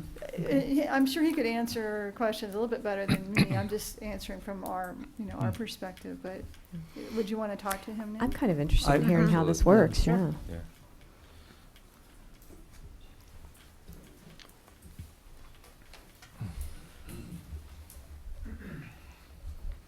Mayor, council members, ArchID is a great program. I'll give you just a quick brief history on me and how I landed doing this. I'm a commercial developer, still am a commercial developer, although now I spend 110% of my time on doing rural housing. And I was working in Garden City, and the mayor at the time there kept asking, hey, do you do any housing? And I said, nah, 6 hours from home and not really interested. And I didn't really understand the problem. I say I live in Kansas City. I'm from a small town in southeast Kansas called Galena, so my hearts are in rural Kansas, or my heart is in rural Kansas. I finally took a couple hours one day and sat down at my computer and started digging around. And the next time I was out there working on that project, I rode around with the mayor and the superintendent of the schools and said, there's a problem here. Someone's got to fix it. And being a little bit entrepreneurial, that was about 4 years ago, and that's what I've done every day since. One of the things I'll tell you, as Dodge City has done an awesome job with it. I probably used it everywhere else, maybe besides a few places. We've been in Colby, Liberal, Garden City. We're doing a project in McPherson. We're looking at other communities. In this community, Jim and I have started to work together to figure out A, what the community needs, and B, how do we fit that need. And you certainly have some great resources from a building perspective in your community. But as I say, I've driven a lot across the state of Kansas in a 6-hour drive. And if you can come up with a better way, I'm all ears, but I could never come up with a better way. And some of the things you guys have said are exactly what started to realize pretty early. And I'll give you the story that I normally give. And it fits Hutchinson perfectly. I think you guys have identified your incomes are a little lower here than they maybe are in some other communities, but your need's strong. And Hutchinson's one of those. Hutchinson and Salina are two communities that I drove by assuming they were big enough that they would never have these issues. I grew up right near Joplin, Missouri, which is about the same size you all are, and they don't have these issues. So I figured the market kind of righted itself. One thing I'll tell you, interestingly, we're doing a little work in Newton right now. The single-family market has righted itself, probably I'm assuming because of proximity to Wichita. The multifamily market has not. So it's a lot of interesting kind of aspects to it. There's a lot of economics to it. But yeah, I think this is the only way that it works. But the story I tell that I was going to tell is, you have a family that has 3 kids. They're 36 years old. They bought a house for $90,000. They're now making enough money to maybe move up to something 175. But here are their options. There aren't any. That first house they bought is 1,800 square feet. It was built in 1968, and it's a little bit functionally obsolete. Their next option would be something that's 135,000. That is 2,500 square feet. Was also built in 1968. Has the same functional obsolescence. You put $100,000 in that house, and you've got a almost 50-year-old home that is $225,000. It doesn't make a lot of sense. But as Jim can attest, and as I can tell you, to make a house under $200,000 that is also desirable, and that's the big key word here, affordability, but also being desirable. Because I don't watch it all the time. My wife certainly does. Watches all the shows, and everyone's eyes have got bigger than their wallets in reality. So from a risk perspective, you got to make sure you give the consumer what they want. And it's just a matter of cost, and it's extremely difficult to do, and this is one of the tools to do so. I'll say I've just used the revenue stream from a financing perspective, so I would tell you the city has no risk. The mayor in McPherson and I are great buddies. He's an old insurance guy, though, and very conservative in that way, and says, well, you always have risk. I have conceded to that, but I would say the city's risk is very little. If you use that aspect of it. You guys asked some other questions that I could maybe expound on. I don't know if you need anything more than what Jana's given you. I do want to commend staff. They've been great to work with, and I agree with you guys. Your study's great, and it's comprehensive, and has nailed it right on. I think the other thing I would say is multifamily is also needed here. I'm really shocked. I don't know the project Inverness very well, but just knowing how the numbers work and having done it, it's hard to make the numbers work. And the bottom line is, from an investment perspective, that return of that tax dollar really, and I hate to use those terms, is the only thing, and the only way that I could justify going to an investor and saying, hey, here's a project to do. And as I always tell them, these are not jump off the page numbers. They're just good enough that someone would go, well, it's important enough in my community. I can drive by it every day. Once it gets full, it'll be pretty stable. Okay, I'll make that investment. I hope that makes sense. I'm not convoluting too many things. One thing I'll add about our liberal project, as far as just the process, what you're doing now is the first step, and in three different steps. We didn't have we built a 48-unit apartment complex there. In fact, we just had ribbon cutting 3 weeks ago. It wasn't in our first identified properties, and we came back, sent a letter to the state, and they accepted it pretty quickly. The state's aware of the issues. And specifically the attorney for the Department of Commerce. This falls underneath his expertise, and he's aware of the issues. And I won't say they rubber stamp them. They certainly want to see that you've done your homework and want to see that you understand what you're getting into. I think one of the things, this is not brain surgery, but it's just hard enough that, I mean, it's a TIF, and I know when you guys did your last TIF, those lawyers standing in front of you cost about $300 or $400 an hour. You know, there's a reason. It's just complicated. I don't cost that much, and I'm not an attorney, by the way. So anyway, rambling on just a bit, but I'd be glad to stand for questions. But I want to encourage you to move forward with this, because it's a little bit difficult to call yourselves the expert at something, but because of my experience, I've somewhat become the expert, and I can't think of a better way. Thank you. But before you leave the podium, the idea of utilizing this for housing that isn't in the $175,000 or $200,000 range, as Janet commented on, discussion coming out of the Housing Commission. Do the numbers work? Can the numbers work? Do you have any experience to be able to speak to that, or what's your idea or your opinion? I would say in your community probably needs it. Normally we don't do, what I don't do is want to compete with someone who's already in the market. Mm-hmm. And so usually what you have, another story I usually tell is, and I don't blame him, is there's a construction company, build 3 to 5 custom homes a year, and they're $350,000 to $500,000 a piece, and they make a nice return, and that works for them. So we've tried to stay much lower than that, just because we felt that was where the need was. The other one for us is we've got to do volume to make these numbers we're talking about work. You can't go out and build one at a time. Our numbers kind of, you know, in one project we're doing 18 at a time, another we're doing 10, 12. And those still, to mobilize and have volume at that, those numbers, it's difficult. But here I think, in my view, you already have the resources, construction-wise, that no one needs to mobilize. It's just taking partnerships like Jim and I have and making that work. So, but it's a good question, because one of the things I've always said is, well, do you need it? I wasn't sure until I saw your housing study, and then I became convinced on that, but not what I focus on. And did I understand you correctly? You said in Liberal, they added an area through a letter rather than going through the entire housing study process, housing assessment process. Point is, I think they had a resolution. I didn't even go to the meeting. It was kind of like, hey, we're going to pass this resolution to add this area. They used their same housing study. Okay. So yeah, they would have had to do the resolution because it's part of the statutory requirement.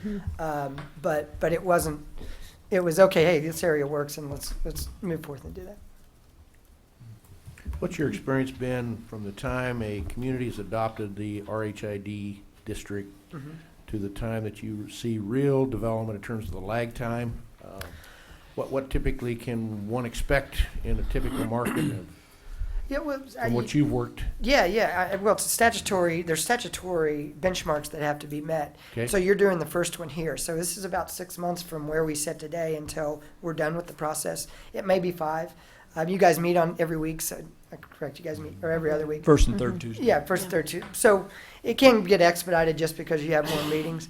But realistically, you approve this today. We continue to define our project, start on a development agreement with the city.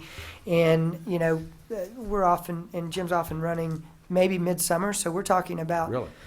2017 before you actually, you'll see development. See but something coming out of the it ground? won't be done. Yeah, that's Yeah. right. That's right. So it's a big lead time.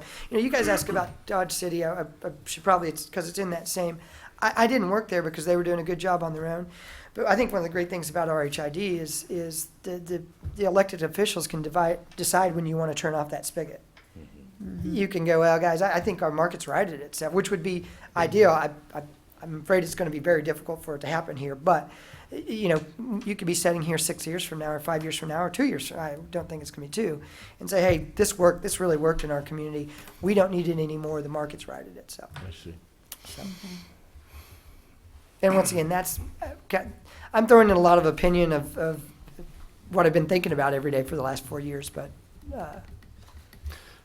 Using, you talked about the upgrade to a $135,000 house that was still 50 years old, would need maybe $100,000 to bring it to right. what people like. So what happens to that housing stock if someone doesn't take it and upgrade it or choose? I mean, is it housing stock that's going to be looking towards demolition down the road then? Or I wouldn't guess that is. I mean, along the way, you need some TLC. I think Jana described it perfectly. What you've created is a bunch of pent-up demand that would like to move up. Well, there's pent-up demand waiting to move into that, and that particular consumer may have a little better understanding of, well, this is what we can afford, but we can get in there and use some elbow grease and continue to make that housing stock viable. Okay. You know, those are always really interesting questions. There's a much more, besides what we do, there's a much more global view for communities like Hutchinson that needs to be, and you all have identified that. There needs to be a real rehabilitation effort, but then you start talking about finance and all those other things, and it gets difficult because it takes some expertise. If you and Jim were to look at single-family versus multifamily, where would your priority be to our market today? Well, I won't speak for Jim, but Jim and I Okay. have had enough conversations that we think you need both. We both think that your single family in that price range we're talking about is really ready, and I lean on Jim's expertise there because he's been in this market so much longer. But you just look at your housing starts, and it's pretty easy to tell that there's big need there. And millennials are starting to get to the age where they can buy. I'll lean on my expertise. Great Bend, which is a much smaller community than you all are. We've sold 10 houses and none of them are done yet. It's almost all millennials. Millennials, okay. Yeah. Well, you get everything across the board. Millennials, some downsizers. It's about 60 and then 20-20. Kind of 20, kind of in between. 20 downsizers, 60% kind of millennials or Gen X, kind of under 40. Maybe starting families. Yeah. Interesting. Jim, did you want to make some comments? Well, I can only tell you that we've been doing a lot more building up in McPherson than we have in Hutchinson. Hutchinson's been in somewhat of a slow market for some time. We just haven't seen a lot of growth here. I think that we're just seeing to where we're getting more calls right now, and any incentive to get housing at a little bit more affordable price for people, make it a little bit easier for them to get into a new home, could be a little bit easier, but you know, it's still pretty risky for the developers to come in and just start building up a lot of homes, and you know, there's no other real way that, at least not I couldn't come in and just start building 10 homes without a project like this at one time. Are you using that tool in McPherson? Excuse right me? now? Are you using the RHID in McPherson right now? RHID was limited in McPherson to multifamily. Okay. Okay. So what do you attribute the greater demand there to? Is it the higher wage, you think? Oh yeah. Yeah. And They've their got a industry, lot new. I Yeah. don't want to get into all the Yeah. numbers up there, Yeah. but we know their growth numbers, Yeah. over the next Yeah. 10 years. Thank you. Just need some industry. Mhm. Yeah. Yeah, the advantage to the interstate. It is kind of a chicken and egg type Mhm. scenario. What It is. What came first, or what comes Right. first? homes bring jobs, jobs bring homes, and it's hard to Interstate. see exactly. Well, I don't think we had any choice. Yeah. No, I don't either. Right. Yeah. Yeah, Move no, I forward on agree. this. Well, I think we always have a choice, but I think it'd be foolhardy not to choose Well, this. Yeah, I guess we do, but, yeah. Is that a motion, John? Gotta find it. Yes, absolutely, that's a motion, if that's sufficient. Linda's shaking her head. John moves that we have no choice. Yeah. Yeah, I do. Well, Well, if we have a motion, then I'll second it. Further comments? If not, please call the roll. Deckent, That is an odd motion to vote on. But assuming it's to support the resolution for the Yeah, RHID, I'm I vote yes. Okay. Inskeep, yes. Dave Light, Yes. Soldner, Yes. Pyrus Carvalho. Yes, next item, please. Item 7C, consider refuse rate resolution.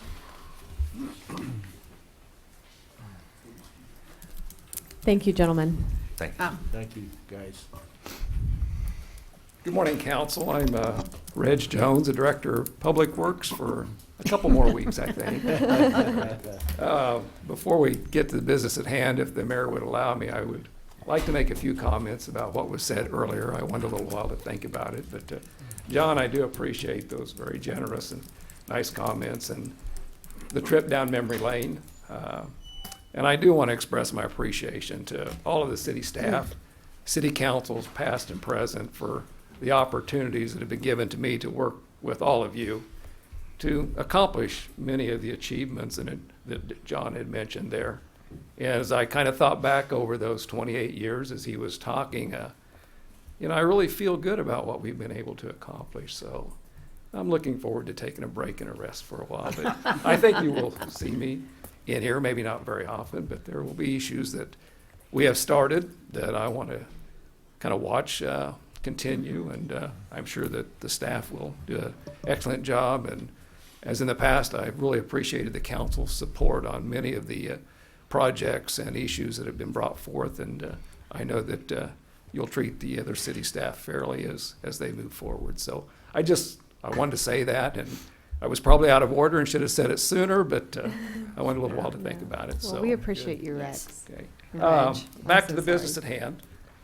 This is a refuse rate resolution to adjust our refuse service charges per the contract that we have with Stutzman Refuse Disposal for these services.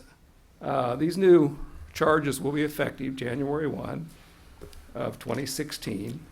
And all we're doing here is adjusting the charges, as I mentioned, per the conditions of the contract. It doesn't change any of the services that are being provided and that will continue to be provided by Stutzman Refuse Disposal to our customers. The charges are based on a 1.5% inflationary adjustment over the 2015 charges, and that's based on the Consumer Price Index for wage earners for the full year of 2014, and that is conditioned in the agreement that we have with Stutzman. So the net effect of that, for our basic residential service, it'll increase that charge from $10.95 per cart per month to $11.11 per cart per month. Our handicap walk-in service is the same as the basic residential service. Commercial service will increase from $11.65 per cart per month to $11.82.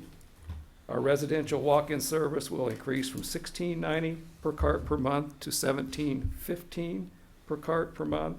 Commercial walk-in service will increase from $17.60 per cart per month to $17.86. And that's really the net effect of this resolution. It is necessary to establish those rates so that we will be able to charge the customers what we in turn need to pay Stutzman's for the contract services they provide. So I'd be glad to answer any questions that you might have. Being the new kid on the block, so to speak, is this, do we annually go up about the 1.5%? Have we sat for a while, or? The first 3 year, this is a 10-year contract. 10-year, okay. That started in this term, January 1 of 2013. The first 3 years, the charges were set by the contract, and they were set to increase 30 cents per month per cart for each one of the customer categories. And then starting in 2016, for the remaining 7 years of the agreement, they'll be adjusted based on this Index. index, the consumer price index for wage earners.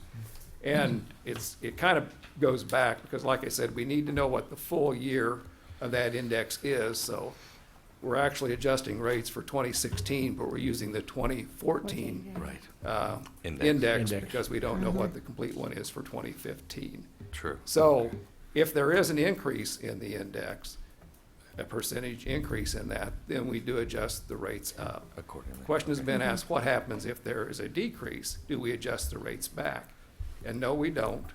There is a condition in the contract that the contractor, Stutzman, would allow a decrease if we also decreased our other utility rates that we charge our customers, like sewer and water, which we've never done.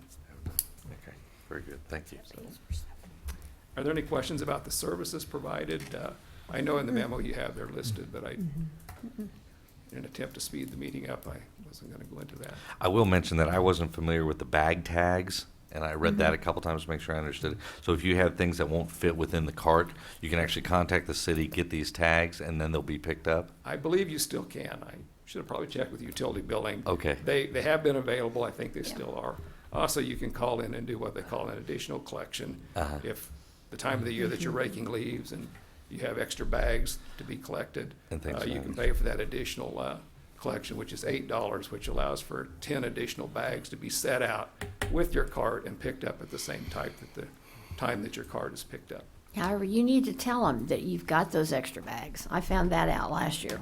If you don't have the Yeah, if you don't tag? set- if Even you- if you have the tags, you need to tell excuse them, you need to call Stutzman's and say, I've got extra stuff. Oh, okay. Well, I do know that Pick up. the additional collections need to be prearranged. Yeah, If you just Yeah. set them out there, they're not going to pick them up and back charge you. yeah. So, They've been pretty good about picking up the occasional extra box I've left. Yeah, there's a little fudge factor there. Isn't there? So I didn't realize I was Push taking it. advantage this whole Until time. they but- don't pick it up. Right. I think our customers get very creative about Yeah. how they put things in the carts or on top of the carts. Because Lid if you doesn't can always balance it on close at top my of the house. lid, they'll pick it Yeah. up, but if Yeah. it's sitting Amazing how beside it, much you they can stuff generally in won't. there. Right, very good. All right. Further question, comments, or motion on this refuse rate resolution? I'd move we approve the resolution establishing the rate and charge change as proposed by staff. Second, Please call the roll. Second, Yes? Inskeep, yes. Dave Line, Yes. Soldner, Yes, Tyros de Carvalho. Yes. Next item, please.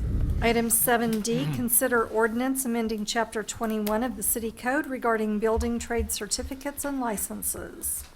Good morning, Council. Trent Maxwell, building official. I come before you today on amending Article 1, Chapter 21, and repealing Article 14, Chapter 21 of the City Code.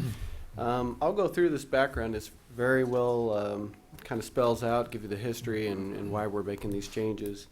In an effort to have quality contractors performing work in Hutchinson, we are proposing to expand our licensing program to include the licensing of general contractors. We currently license our plumbers, electrical, and mechanical contractors. They are required by state law to pass certain tests and have certain amount of years of experience to take those tests. Part of this is to include our general contractors and some of our subs into the same type of a program that we currently have for those trades. City staff is proposing that the city require general contractors to pass a specialized test to become licensed contractors to work in the city limits. Passing an examination will show the contractor understands the adopted building code specific to the work they are performing. Continuing education would be required to renew the company's license on a yearly basis. We have designed the program to be consistent with other municipalities in Kansas. Some of those are Manhattan, Salina, Winfield, Wichita, or Sedgwick County, Overland Park, Olathe, and Shawnee. The proposed change has been discussed on several occasions with the Hutchinson Builders Association, explaining the adoption of the licensing, which would include testing, certification, and continuing education. I do have a member of the board that was very gracious to show up this morning, so if you have any questions for him, or comments, he might want to add something to this. And I believe they are in support of this program. We have discussed it on many different times in different board meetings and as well as group meetings with the association. One effort that we've made together with the Hutchinson Builders Association is January 23rd. We are partnering with them to provide continuing education to all the contractors that are registered or licensed with us in Hutchinson. We will be doing that at the atrium at the conference center. We will be providing education for electrical, plumbing, mechanical, and our general contractors. This year, because our continuing education and assuming that this passes, it's not required for the general contractors. It is a very small fee relative to the other trades for the general contractors. That mainly covers a lunch and a little bit of the training. But that is to try to give them an opportunity to come ahead of things, to get some education and know what, if they do have to take a test, what that test is going to look like. The other programs or jurisdictions that we tried to mimic had a grandfather clause, and I think it's important to explain that if anyone's listening or reads this or watches it later. Based on other cities and the contractors that have been in their communities that may not have a test, or someone within their company that has passed a test, a Class A is your basic industrial construction. They have a 15-year requirement. If that company has worked doing that type of work for 15 years, then they are, if you will, grandfathered in. They will be required to have continuing education, but they will not be required to have that test. Same with a contractor B, which is commercial and residential. That is a 10-year requirement, and then for residential only is a 5-year. So I felt that was very fair that the other cities did that, because we've got many wonderful builders that have been here for many years, and I think they have proven themselves that they understand the codes. And with this section 21 that we're changing, there's a lot of terminology that back when our section was written, things have evolved and changed with the industry. And so a lot of those changes just reflect that. It's terminology and the words we're using now compared to what we used back when they were done first.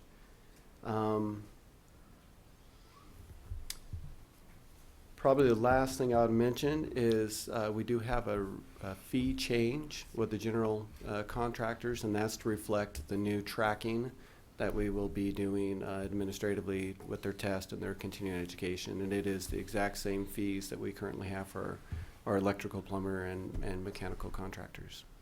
So with that, of course, I'm recommending approval of this. If you have any questions about the changes or anything specific, let me know. And also, if you want any comments from our board member, that'd be great as well. Trent, I think one thing that might be helpful, especially for the listening audience, would be for you to kind of go through the exclusions. Who is not going to be held to this standard? It'd probably be easier to go with who would be held Okay. to it. Whichever, however way you want to do it. Sure, but- there's many subs that we have excluded. We do have one for roofing, a commercial roofing test. Residential roofers will not be required. We do have a framing examination. Let me see if I can find my section here. We have our fire sprinkler installers. We have never had any real regulation describing what knowledge they should have.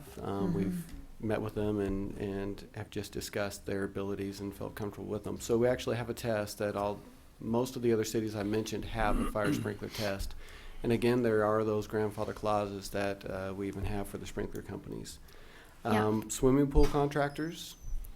I was more focused in on 21-103, where it talks about the fact that the homeowner can do it, the owner remodeling a single-family dwelling, landlord, that kind of stuff, so that Okay. people who are out there doing repair work right now don't all of a sudden think, my God, I've got to have a license to fix something in my property. Yes, and that is correct. And a lot of those are very consistent with the same wording and allowances that we've had in the past. Okay.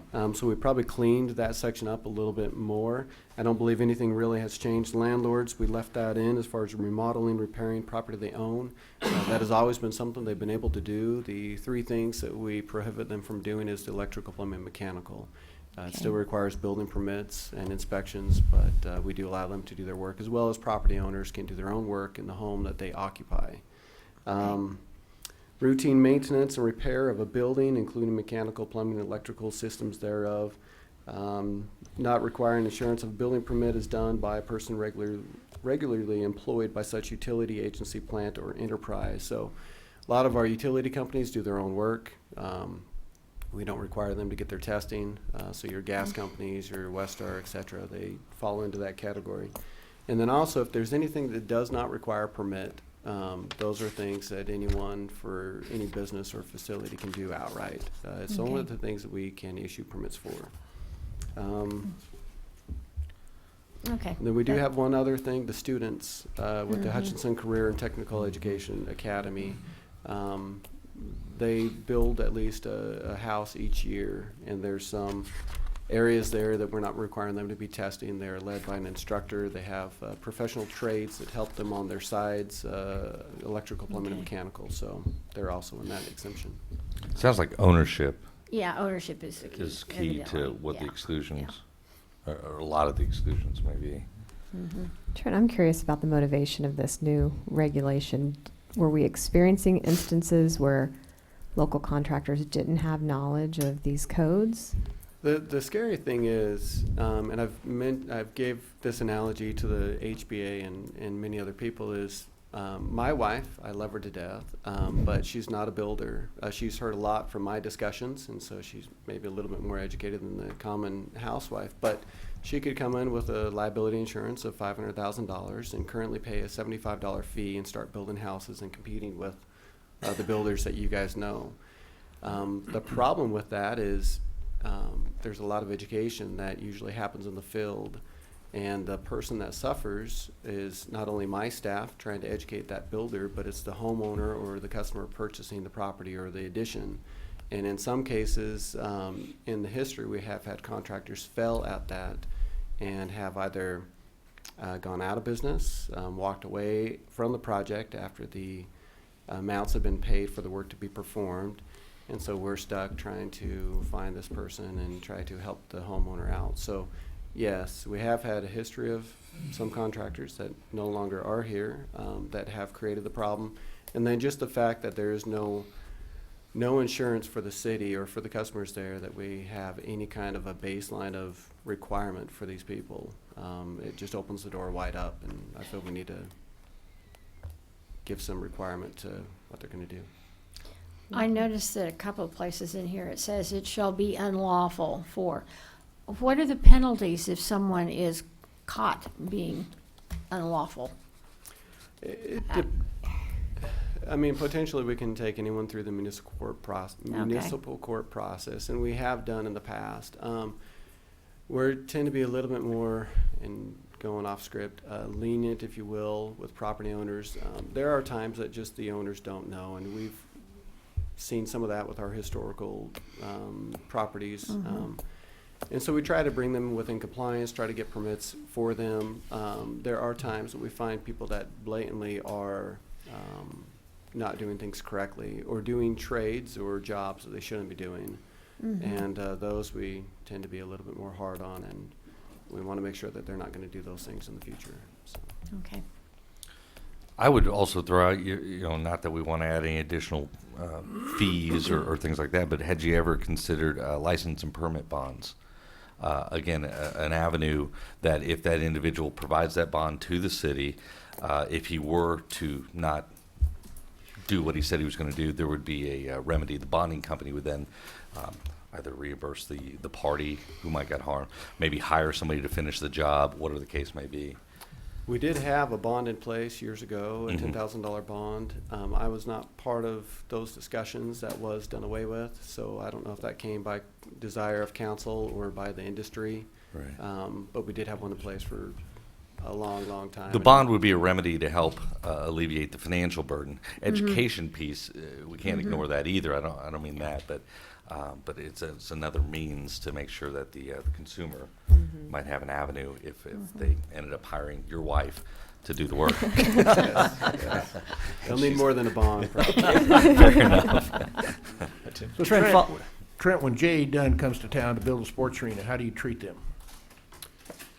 Currently, they just get registered. They pay a $75 fee. They show a certificate of their liability insurance that we keep on hand, and they're good to go. And are they required to be licensed? No, there's no testing. Currently, there's no testing, anything at all. No, It's but simply in the future. In the future, yes. Now, I believe they already have tested individuals for their company, but if You believe not, they do? yes. Oh, yeah. If not, Oh, I think sure. we only have a couple of years of experience with them, so they would be required to get a test.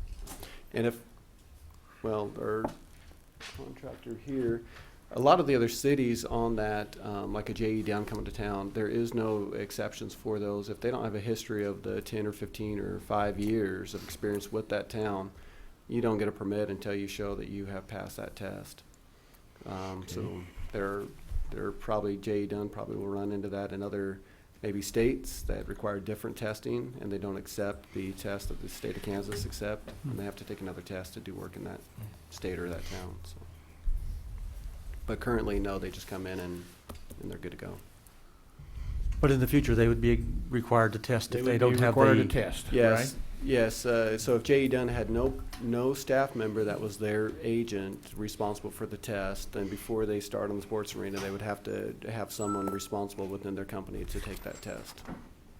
Would we be willing to accept the testing procedure of another municipality?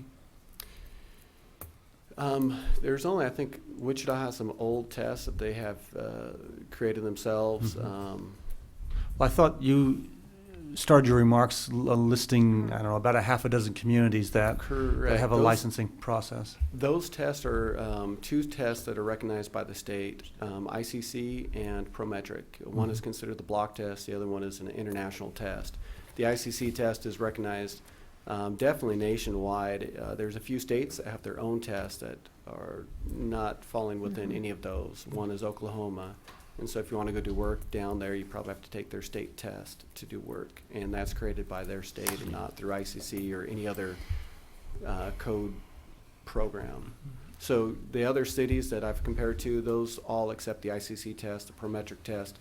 But some might have an old test that they've had on the books forever that those contractors have taken. Like in Wichita, they've taken that test 20 years ago, and they've honored that test even above the new tests that have come out. So generally, this isn't going to come as a surprise to J.E. Dunn. They're going to have their people take this test. Is that right? no, one of the questions we get from any contractor that is a traveling contractor Yeah. going around from city to city, they run into this all the time. So usually it's, where do we need to send our information? Okay. Where do I pay for my license? And that's one of the words that trips them up. We don't have a license for you, we have a registration for you, and this is what we need.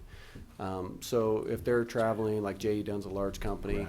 they're dealing with this everywhere, and so I'm sure they have all their ducks in a row on what they need to go do work in different cities. Curtis, since you've been waiting so patiently, did you want to take this and say a few words? Speech prepared unless you have a question for me.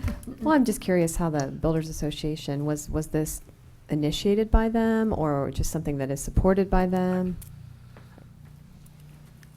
So Trent doesn't speak on our behalf, even though he's on our board too. Curtis Mitchell, I'm representing the Hutchinson Building Association, and yes, I've been asking Trent about this since he's been here, because it's a deal, it protects the citizens of Hutch, really. I would ask your support for Trent throughout this process, because he's gonna get some kickback. We've already gotten some, well, I'm not doing work in Hutchinson comments anymore, and that's a good thing for Hutchinson residents, really.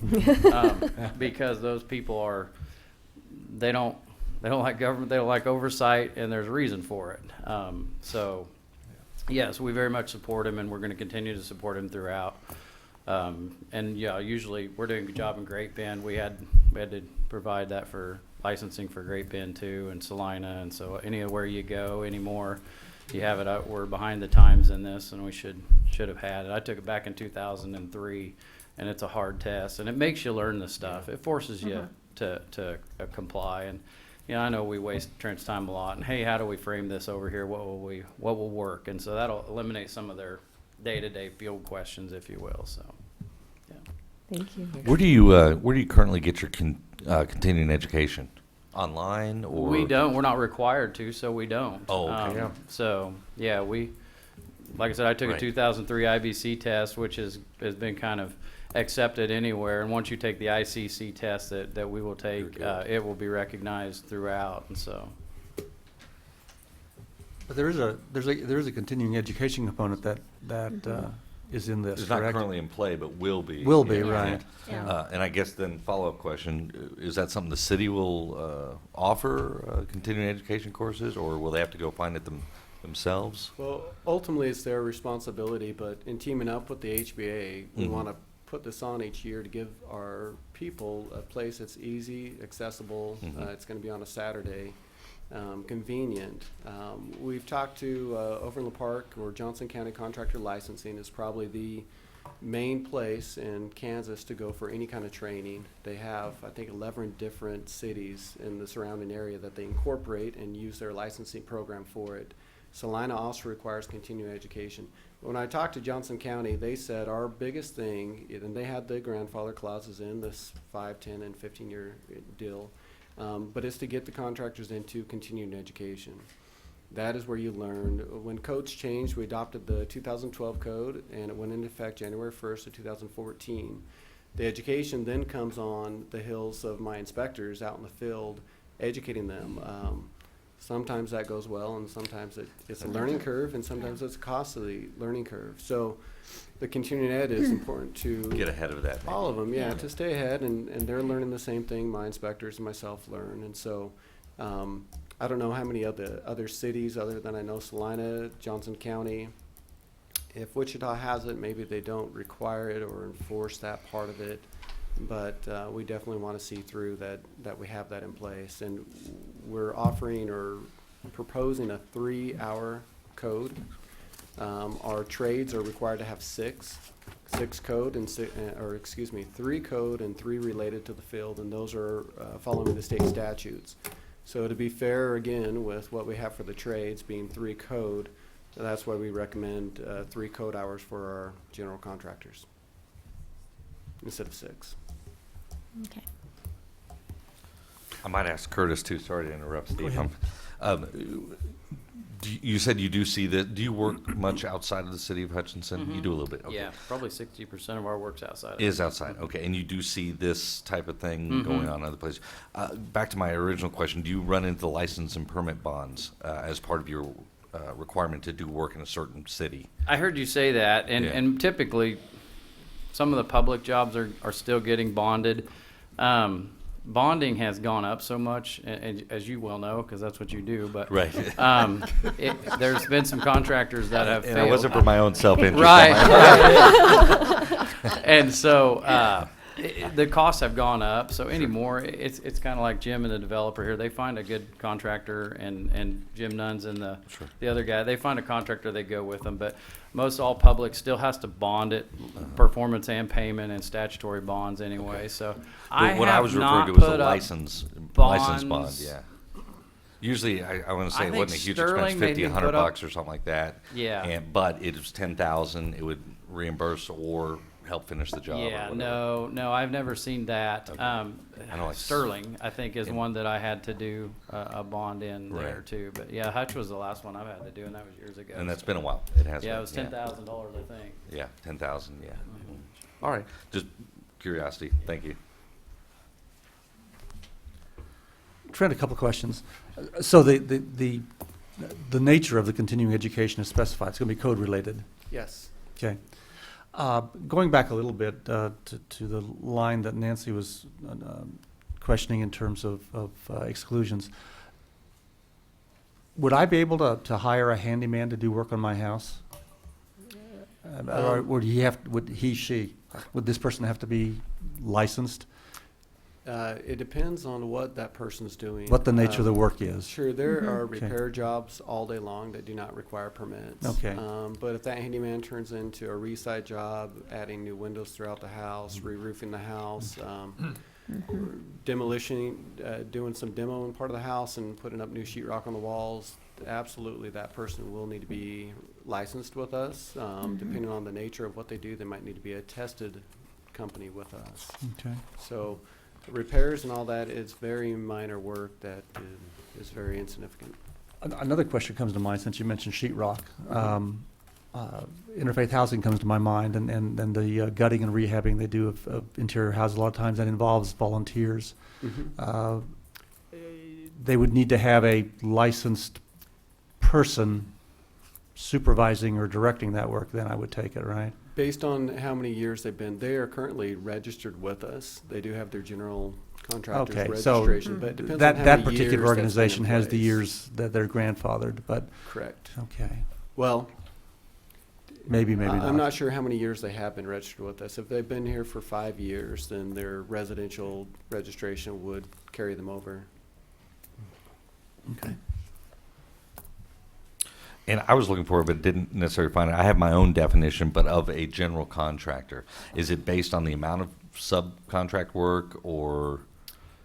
No, the general contractor is a very wide brush of defining what they do. So they've split it up to a contractor class A, B, and C. And so it's the A, B, and C that define what they do. Okay. And A is almost anything you want to do. Industrial-wise, it covers residential, I believe. Any demolition based on so many stories for an industrial building. B is your light commercial and residential. And again, you can do some demolition, I think up to 3 stories in height for a B. Residential is, or Class C is just residential only, no commercial at all. So the general contractor, you might have 3, but we won't use that necessarily that wide term anymore. We're going to narrow it down to a Class A, B, or C, unless they fall into one of the other ones, which is like a framing contractor, a fire sprinkler contractor, a swimming pool contractor. So. Right. Okay. Very good. Further questions, comments, or a motion on this item?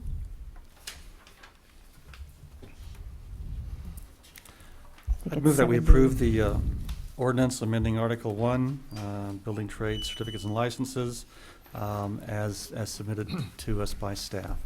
I'll second. Please call the roll. Deckent? Yes? Inskeep? Yes. Dave Line? Yes. Soldner? Yes. Pyrus de Carvalho? Yes, next item, please. Mayor? Yes. I was going to ask the same thing. It's only been 2 hours, yeah. 10 minutes? 5 minutes? Wow. Sorry. Yeah, there you go. Boy, there was We two both of them jumped locked up up. right there. I would like to point out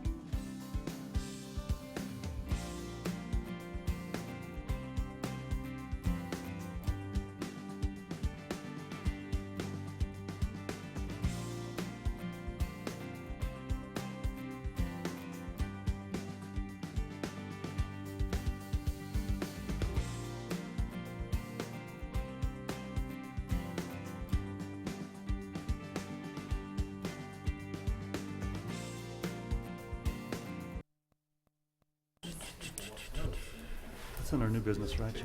Yes. Yeah. Are we on? Yep, let's go. Okay, well, we're ready to reconvene, and I'd like to move item 8A under new business up, since we do have some people in the audience who've been waiting very patiently. Are you gonna, 8A? You want to announce it? Yes, I just. Oh, you Just did, I'm sorry. announced it. Wake up, John. I'm Kim Forbes, Fire Chief, City of Hutchinson. We're bringing before you today a limited fire protection contract between the City of Hutchinson and City of South Hutchinson. I might go into just a brief history of the needs for this and the importance of it. And I know there may be some questions from council members and stuff, and I'll try to address that. But obviously all communities need to work together when it comes to fire protection.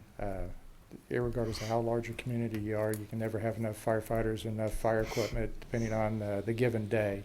City of Hutchinson has just as we've seen, older structures, various states of repair, larger downtown area industrial buildings, very large wildland interface type problem just on the outskirts of the city limits. So the days we have the large wildland fires, we need all the manpower and equipment, not only from the City of Hutchinson, but from outlying communities to come and help us. If we have multiple fires, which we do, at times we need people to come to our assistance, either to come to a fire and or to cover the city while we're using all of our available units. So in the past, as we've worked with other communities, the City of Hutchinson being a larger community, we use a national standard for the number of people that we deploy to a fire and the number of units that we deploy to a fire. Our surrounding communities, because of being smaller, they have much the same type of standard, but it's to a lesser degree, just simply based off of what their resources and their capabilities are. As a result of that, anytime that the City of Hutchinson was asked to come for mutual aid to a smaller community, one of the things that we did, it wasn't the communities asking us, but the City of Hutchinson has standard that if we have a structure fire, as an example, as a minimum, we send 12 people. We try to get 14 to 16 people. There's a number of fire units that responds. Normally it's about an average of 6 to a structure fire. So if we were asked to go to a structure fire outside of the city limits or our response area, the City of Hutchinson, just for our, this is the way we fight fire. It's an aggressive type interior firefighting, but to protect our people and the equipment, then we would send a like number of people to that scene, even though we were just asked for like one engine company. But if we arrived on scene and we're going to do interior firefighting, we entered into a structure, there wasn't a guarantee of the number of people that would be available on scene from a smaller community. So from a rescue standpoint or just from the type of firefighting that we did, we sent additional units. So as we worked with communities 3 or 4 years ago in the City of South Hutchinson, a larger fire occurred. We were asked for mutual aid, and we sent a number of units more than what South Hutchinson required or asked for. One of the things that we've learned from the outcome of that, we had a person that was injured at the fire seriously and was forced to retire, and it was a costly medical event for the City of Hutchinson, as well as we had a person that was hurt. But as you step back away and ask yourself, why did those type of things happen? How do you avoid them in the future? Which that's my job. We take that very seriously. One of the things that we found was that what we were trying to do for the own preservation of our people and to help the situation, we were creating a bigger problem because we were bringing more equipment and manpower and things to a scene. We weren't working in sync with the authority and jurisdiction, the incident command structure that was at the smaller communities.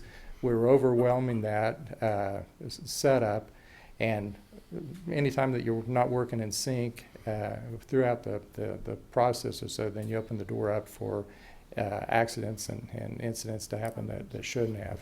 So as that process was looked at and stuff, then we decided that probably what we need to do is step back and send less manpower and also adjust the type of firefighting that we do And we've also done that within the city of Hutchinson. We still send the same number of people, but one of the things the last couple of years that we've done, we've added dedicated truck companies, and the idea of that, if we have a structure that's not very sound and we have a larger fire in it, the amount of time that we can put somebody into a structure and not have either roof or walls or floor collapses, it might only be a matter of minutes. So in the past, if we'd go through the front door, back door, as an example, to search a building, we would enter one of those points, go through the entire structure, which was time consuming. Now we're geared to, here's the situation we have, and we may cut a hole in a wall and enter in a short distance if we think that we know where a person is, or we may go through a bedroom window, search the bedroom, and then back our crew back out, but we're only in there in a limited amount of time. There's a dedicated crew to do that. We also have set up a distance that we won't enter into buildings more than 150 foot. We're more concerned about air management, quick fire attack, even from the outside, to knock down the bulk of the fire. So we've made changes the way we fight fire within the city limits of Hutchinson, but we're also then doing that as we work with other communities. So one of the things that we've done with this contract with South Hutchinson, we got together with them, we created a guideline so that if we show up, there's going to be a limited amount of manpower. In this particular case, it's for an aerial unit with 3 people and a chief officer. And the importance of that is we now have a guideline that will work in sync. Our chief officer will meet with their incident commander. We'll see what they want to accomplish at the fire scene, and we'll work toward that goal.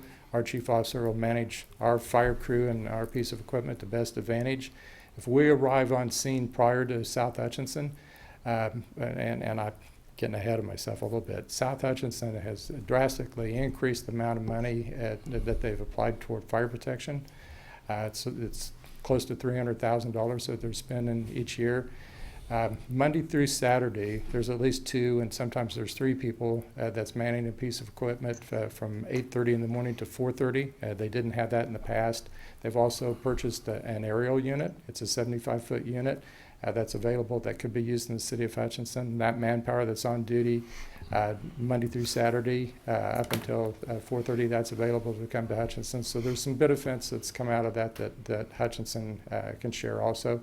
Plus they also have brush firefighting equipment that we've used in the past. So, but now getting back to where I was starting, if we arrive on scene prior to them, then we've set guidelines that our crew's not going to enter into a building. We'll do exterior firefighting until they have people that arrive on scene.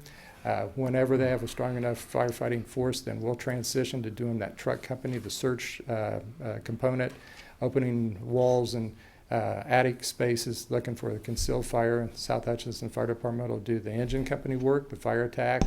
And so we practice. There's a quarterly drill that we do now so that we will be in sync, both from a command standpoint, what we're doing on scene, the sharing of resources, and what our capabilities would be. But we're limited to just that truck company with the 3 people and the chief officer by this contract.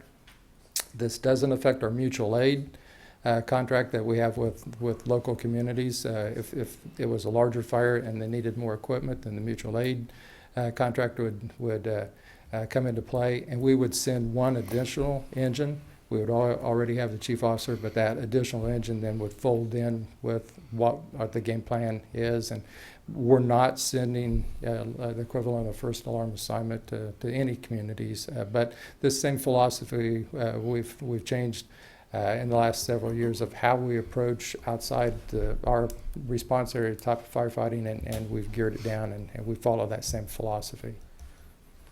So really what is before the council today is just a renewal of an existing agreement that we adopted, and thank you, Greg, for the background. But in 2014, we initiated those discussions, and so that contract that's in place now was put effective January of 15, and so this is a renewal of that, and you've got the agreement in your packet. Really, the main difference there is the cost. In 2015, it was $22,170. The 2016 contract is for $26,000 for the 3-year contract, as I mentioned, with a 3-year or 3% increase in each of those years should we continue to renew that. And I think the important point to make is I know that the last time we had this conversation, there was questions about equity and what have you, and I think Chief Forbes explained a little bit about things that have changed in the last year that really, in my mind, have cleared a lot of that up in the investment that South Hutch has made into their fire service and the agreement that does limit, our exposure and what we're going to do down there. So we have representatives from the city of South Hutch here today, and we're recommending the council approve the agreement that's presented. And we'd be happy to address any more questions you might have. Questions or comments? Well, I've had several questions, but Chief and John, I really appreciate your background, and I think our learning curve has improved greatly from perhaps a year ago when there was, I think, legitimate concerns by the council in terms of the equity of the existing contract. So I think good strides have been made, and I compliment South Hutchinson for your expansion of your fire department, and I think that's good. I've got just one suggestion in terms of the agreement here from a language standpoint.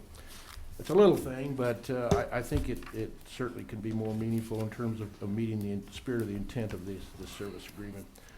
Under number 2, annual meeting of parties. Probably didn't even catch that. But it says, during the term of this contract, at least 60 days before year-end dates to discuss South Hutchinson's satisfaction with the service provided during the year. I would like to suggest that we insert the word to discuss mutual satisfaction with the service provided during the year, because I think it's mutual to both the city of Hutchinson and South Hutchinson. That's a good one suggestion. Yeah, and I've communicated with Mr. Stiles, and I believe that's acceptable to make that amendment. We can get that done today. Okay. So if we were to consider that in our motion, we would just make it We'll with that just one make the amendment. amendment and have you sign As it. amended. I think that's all I've got. Again, Yeah. rather than belabor what we previously discussed, I think you have sufficiently, I think, satisfied my questions. But and again, South Hutch, I think you've made some great strides. So Yes. hopefully to never repeat the very unfortunate incident that happened several years ago at the expense of that firefighter. I would agree Chief, with that, John. Go ahead. No, okay. Heard you say that if Hutchinson's first on the scene, you would simply fight from the outside and await the South Hutchinson personnel. If there were, or you knew a person to be inside, would that change what you would be doing? We're allowed to do that. If we can see that there's somebody that's savable in a building, with just having the initial crew, obviously it depends on what the nature of the fire is and how fully involved the building is. But if it's something that crew can do, we can enter into a structure, and we do that inside the city limits of Hutchinson too. But obviously you wouldn't leave someone in the building if you knew that they're savable. I assumed you as can't much, get but I to wanted to them. ask. Yeah, Okay. yeah. And maybe the annual meeting covers it, but a thought I had is, if for whatever reason South Hutch chose to decrease its investment in terms of personnel or level of service that it itself can provide, what impact would that have on this contract or our response as far as you're concerned? Yeah, we would still do exactly what we're doing. If we would show up and for whatever reason, maybe they have an additional fire, so they're limited in the number of people that could respond or so. We will attack the fire from the outside, bring it to a point where either with a limited manpower that they could bring to the scene, or they can ask for mutual aid from other outside districts or so. But it'll be a combination of manpower and equipment coming from outside the area to support that fire attack. But in lieu of this agreement, it would be a mutual aid That's what, yeah. agreement. Right. It would It'd fall be back to mutual aid. Mutual aid. Yeah. Okay. And if I understood, this is a continuation of the existing contract that's in place now with the pricing structure change. Correct. For 3 years, yes. And John's amendment. Yes. And one of the important things that's been brought up a couple of times, we have stopped the practice of sending multiple units, multiple manpower outside of our area, and it was creating problems not only for us, but for outlying fire districts. We were showing up with a lot more equipment than what they were expecting, and you know, if you do that, you're creating problems, and if you have a fire going on, you have a big enough problem without us showing up and, you know, running the day. So, you know, we've learned from that, and we've made a lot of adjustments, a lot of changing. So, yeah, we take very serious the life and safety of our people and other people also, and yeah, so we're trying to make strides to keep that from happening. If you're on a fire ground, anything's possible, you know, so. We're trying to limit the exposure and the amount of problems that we get ourselves into. Okay. Thank you. Further questions or a motion on this item? I guess I would move to approve the limited fire protection services contract with the city of South Hutchinson with the one amendment of inserting on item 2A to replace the word South Hutchinson with the insertion of the word mutual satisfaction. Second. Please call the roll. Deckent? Yes. Inskeep? Yes. Dave Line? Yes. Soldner? Yes. Pyrus de Carvalho? Yes. Thank you both for your patience and staying here all meeting. Next item, please. Okay. Thank you.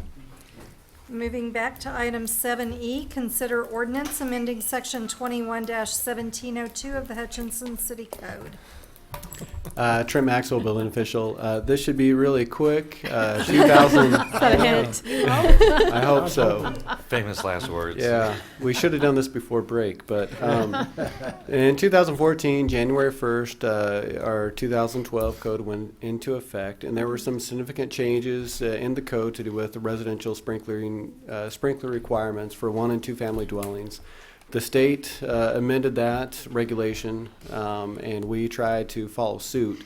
We thought this portion was taken care of with our current code and did a little research into our ordinance and found that it was never changed. So what I'm proposing today is we do not sprinkle 1 and 2 family dwellings. If someone wants to, they perfectly can, and we have code requirements on how to do it, but it's not required.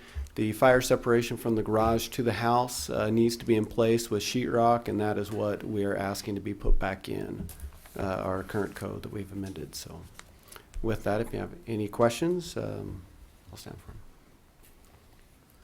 I'm 100% on board, so I'll go ahead and move to approve the ordinance amending section 21-1702 of Article 17 of Chapter 21 of the Code of the City of Hutchinson, and authorize the mayor to sign. Second. Please call the roll. Deckent? Yes. Inskeep? Yes. Dave Line? Yes. Soldner? Yes. Pyrus de Carvalho? Yes. Next item, please. Item 7F, consider multi-use trail project.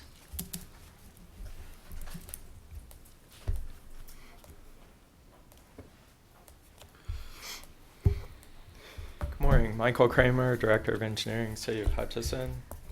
The project, as you saw in your packet, it's a trail. It was first identified in our 2014 bicycle master plan, bicycle and pedestrian master plan that was done by our consultant. As part of the process of going through that pedestrian bike and ped plan, there were multiple design charrettes and public input and online surveys, open houses. So lots of public input went into that bike and ped plan.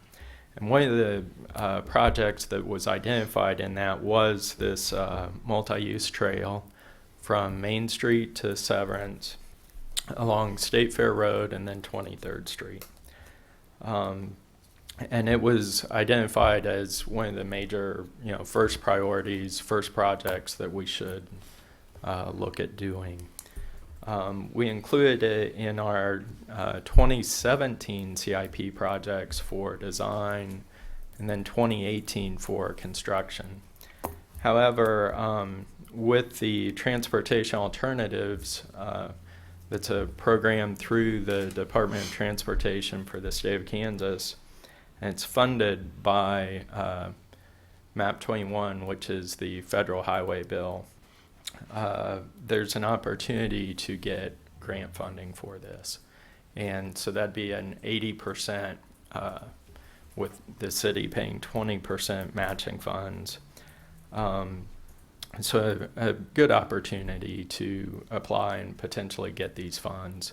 The state they estimate about $7 million available for this type of funding. There's actually about 14 in the program, but 7 of that's going towards MPOs, so those areas like Kansas City and Wichita.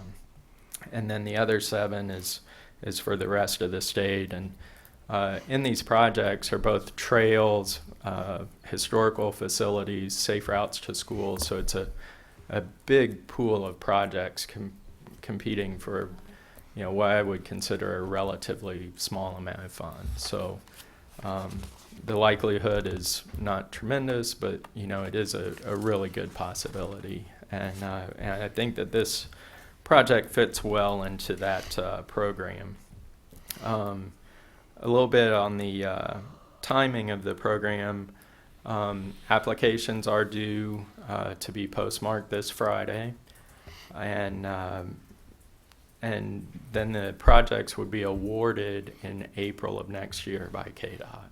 As far as awarded to the city, saying you have the funds available, and so that'd be in April of 2016.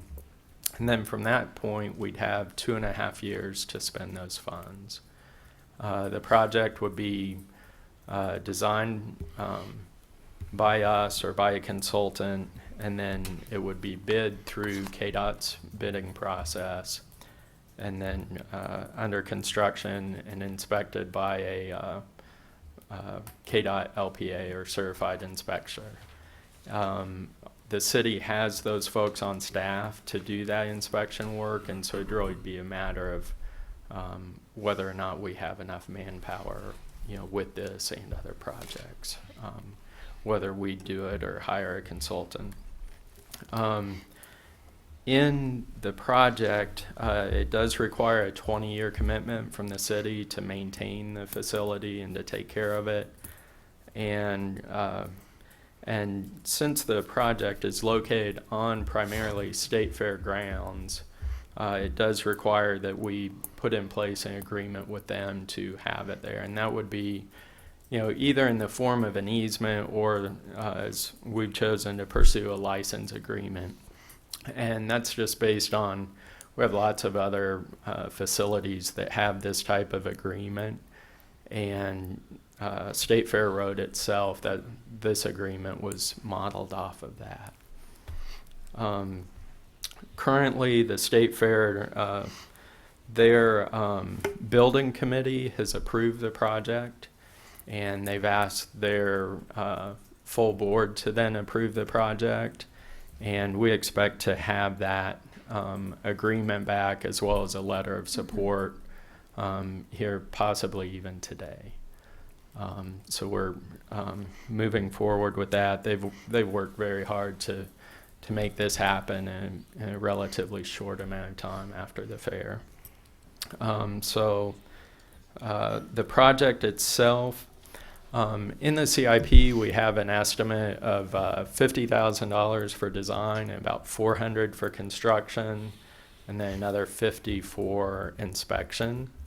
Those design costs are not project eligible, so we'd have to pick up that portion. And we're finalizing the construction costs now. We just got last week KDOT's most recent bid averages, so we'll apply those to the preliminary quantities we have to finalize our construction cost. I expect it to be, still in that $400,000 to $500,000 range as far as the estimate. And so with that, we are recommending passing the resolution of support for the project, which then also in turn authorizes signing the license agreement. Thank you. Questions, comments? So if I understood correctly, we got the money in out years budgeted, so this is simply a resolution to seek the funding. Yes, the 80%. We have it, proposed in our future CIPs yeah. In the 2017-2018 range, Okay. but it's really just an opportunity to seek, some money that's being passed through the state from the federal government. Okey-dokey. Is there a motion on this item? I will move to approve the resolution of support and administration authorizing the application to KDOT and the agreement with the Board of State Fair Managers, and authorize the mayor to sign. A second. Please call the roll. Deckent? Yes. Inskeep? Yes. Daveline? Yes. Soldner? Yes. Pyrus de Carvalho? Yes. Fingers crossed for that one. That's a good one. Next item, please. Item 8B, consider grant approval for Avenue A Community Development Block Grant. Good morning, Amy Dinker, Housing Program Coordinator. I will be presenting the next bid round for the Avenue A CDBG grant. Just a quick recap, it's a $400,000 housing rehabilitation grant for the Avenue A corridor, that's East Avenue A, which was over the summer expanded to stretch all the way to Lorraine and then also include parts of East Sherman and East Avenue B. So, SCED has been in the process of inspecting more applications as they've come in, and they have inspected and have gone through the bid process for the next 7 houses to go before you. Today we will only be presenting 4. The next 3 will come during the next city council meeting. However, we do have one item that I have to go before you first because it is part of the development plan that was written and sent as a part of the application process to the state and approved. And the requirement meets that, or makes city council have some oversight as to awarding multiple bids to one contractor during a bid cycle. So essentially it says if we award more than 2 bids, we have to get city council approval. So we'll need to approve this before we can go ahead and award these next 4 bids. So any questions? I do. Not to drag anything out. I was reading the verbiage in there, and there was some contradiction, or at least I thought, on the property at 1031 East Sherman. Yeah. SCED's proposal, right? Yeah. Said give that to somebody else, but we're wanting to award it according to the agenda to the same bid contractor Because it was above the. Because we had limited the number that we could do. Isn't that kind of what the rationale was? So the letter from SCED addressed more properties or different properties? Or? We had, the limit was that we could only put 2 bids to one contractor. And so we have to change that before they can do all Yeah. 4 to the 1. I know what you're talking about. I looked at that yesterday too and thought, wait a minute. I just didn't know. It says Yeah. per the bid, like recommend anything, John. However, due to the limit of how many contracts can be awarded to one contractor, we would like to recommend awarding Johnson House to the second low bidder at this amount. And that's per our rules or their rules? Our Our rules. rules. It's Our our rules. development plan, yes. Okay. Okay, so then this Yeah. would address that very neatly. Gotcha. Confusion on my part. Sorry. No, it was confusing. And we wouldn't have to go to the second lowest bidder then, is that correct? That My is my. understanding. No, not if we amend this other. All right. Yeah. Very good. That's all I had. Is there a motion on this item? I move that we accept the recommendation of the South Central Kansas Development District to approve multiple bid awards to one contractor. I'll second. Please call the roll. Deckent? Yes. Yes. Daveline? Yes. Soldner? Yes. Pyrus de Carvalho? Yes. Next item, please. Item 8C, consider bid tabulation and award for 309 East Avenue A. All right. The first bid award, like was already stated, is 309 East Avenue A. The bid amount is $27,725 and awarded to DH Home Improvement. More complete scopes of works were included in the staff reports, but I did include some of the bigger items that were included, such as replacing roof, door and window replacement, and electrical work.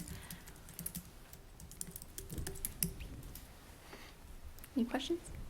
Questions or I'll move. motion? Okay. Move to accept the recommendation of the South Central Kansas Development District to award 309 East Avenue A bid to DH Home Improvement and authorize the mayor to sign.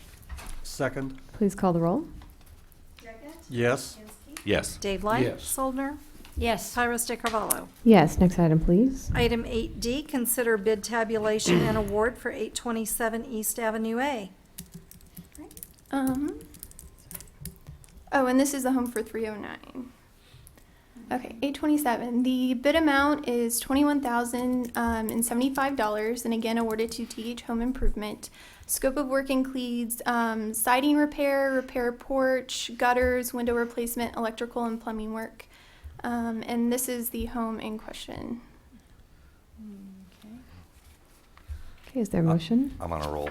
You're on, go for it. Okay, go for it, Dave. I move to accept the recommendation of the South Central Kansas Development District to award the 827 East Avenue A bid to DH Home Improvement and authorize the mayor to sign. I'll second. Please call the roll. Deckent? Yes. Inskeep? Yes. Dave Line? Yes. Soldner? Yes. Pyrus de Carvalho? Yes, next item, please. Item 8E, consider bid tabulation and award for 1004 East Avenue A. All right. The bid amount for this one was $24,825, and again to DH Home Improvement. Scope of work includes replacing the rear deck, repair of sidewalks and driveway, replace windows, interior repair work, electrical, plumbing, and replacing the AC unit. And this is the home. Dave, go for it.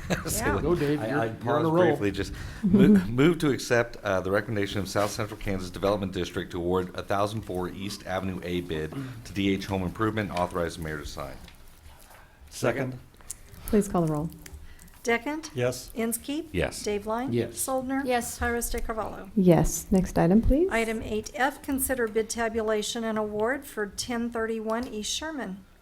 And again, bid amount is $23,100 to DH Home Improvement. The scope of work includes repair of sidewalk, replace roof, interior repair work, plumbing, replace doors, electrical, and replacing the AC unit. And this is the home. Great.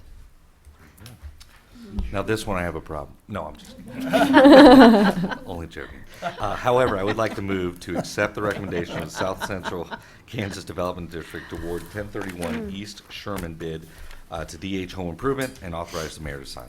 Second. Please call the roll.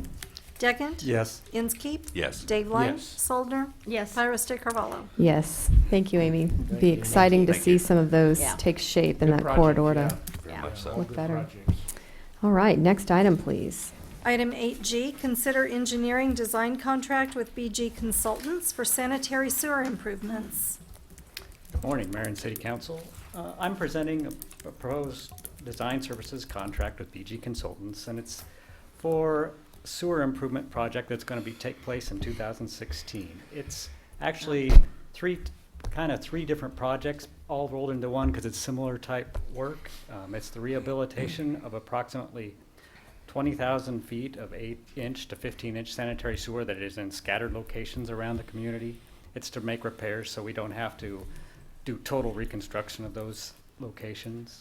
It's also the lining of 1,800 feet of 27-inch sewer located in the alley between 7th Avenue and 6th Avenue between Washington and Madison. This is a trunk sewer that we're just trying to repair and make it better for the future so it can extend its longevity.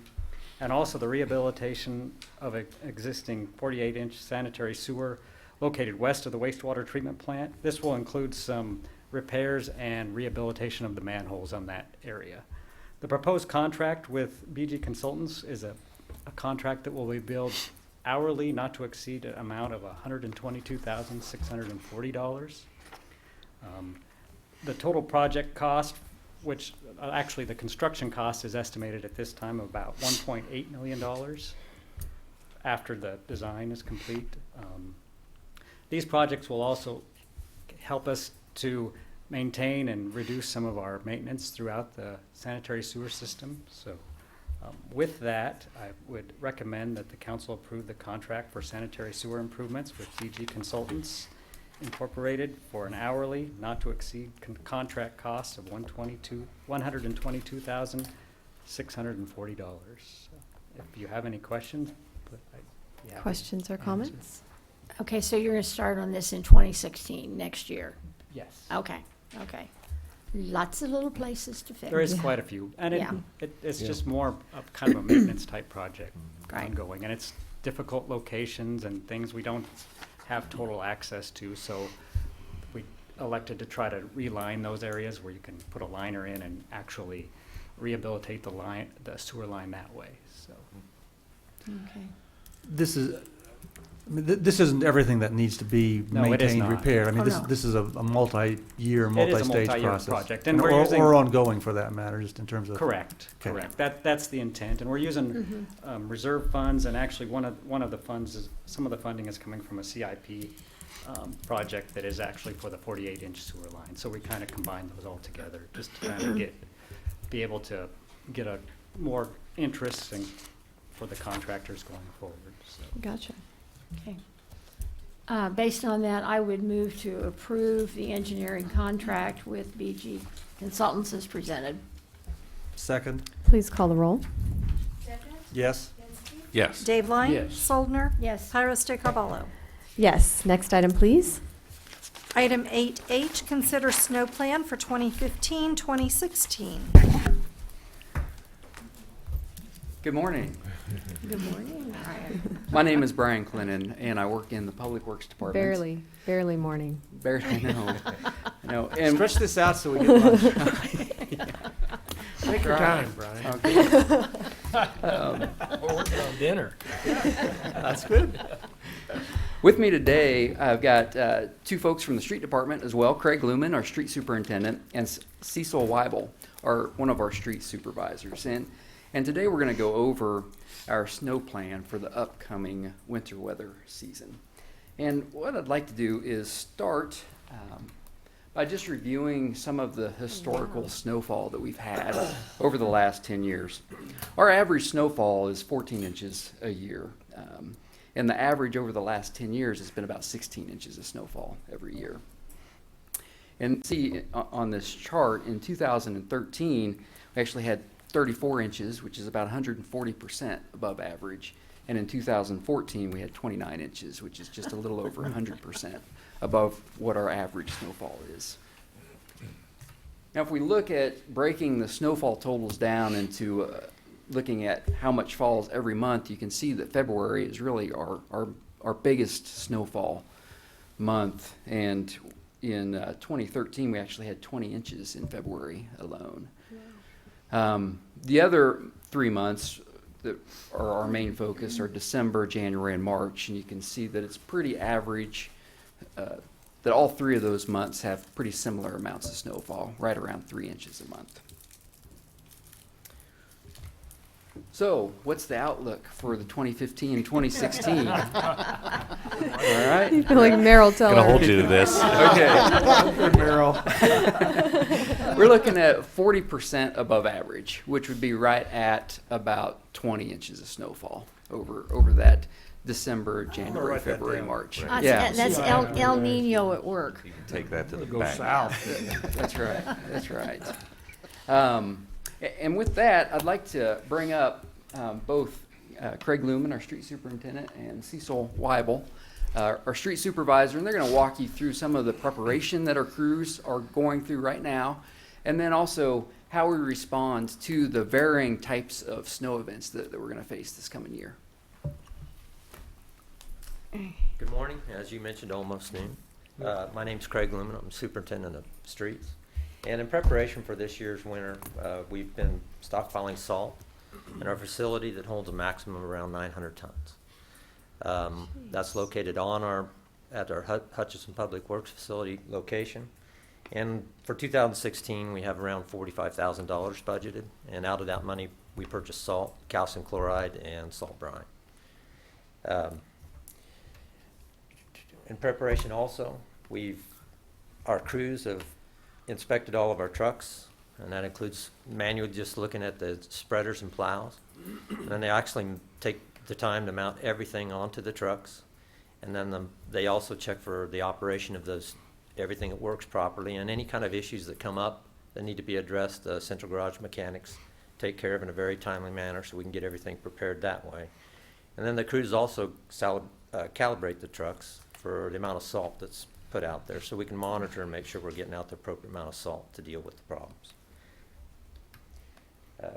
We've also provided some classroom training for our operators, and that's to help get our operators acclimated to equipment. The plows are 10 foot wide.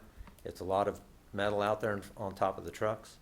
And that also gives our new operators an opportunity to get acclimated to that. We have some people that are new and they have the license and everything, but they also need to go through that training. And it's a good thing to do that every year, just so we make sure that the operators are ready to go.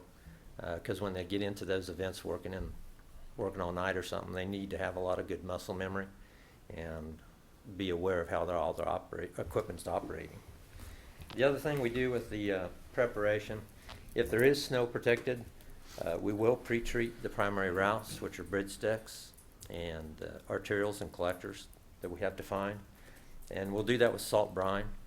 There are a couple of locations or situations where we won't pre-treat, and one of them is if there's rain forecast in front of a weather event. All that's going to do is wash off the pre-treatment process, and there's no sense of doing that at that time.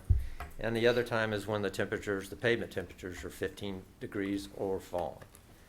Salt brine doesn't really work very well during those situations. And before I move on with Cecil, he'll present how we go about that and what the crews do. Do you guys have any questions? Looks How long like is it- you're well organized. How long is that training that you referenced? The training takes about a day. There's classroom training, and then they go through that route that we have established. And then we actually have our operators go out and run each one of the individual routes so they get familiarized with those. Okay. Cool. Thank you. Thank you. Hi, Cecil Weibel, Street Department Supervisor.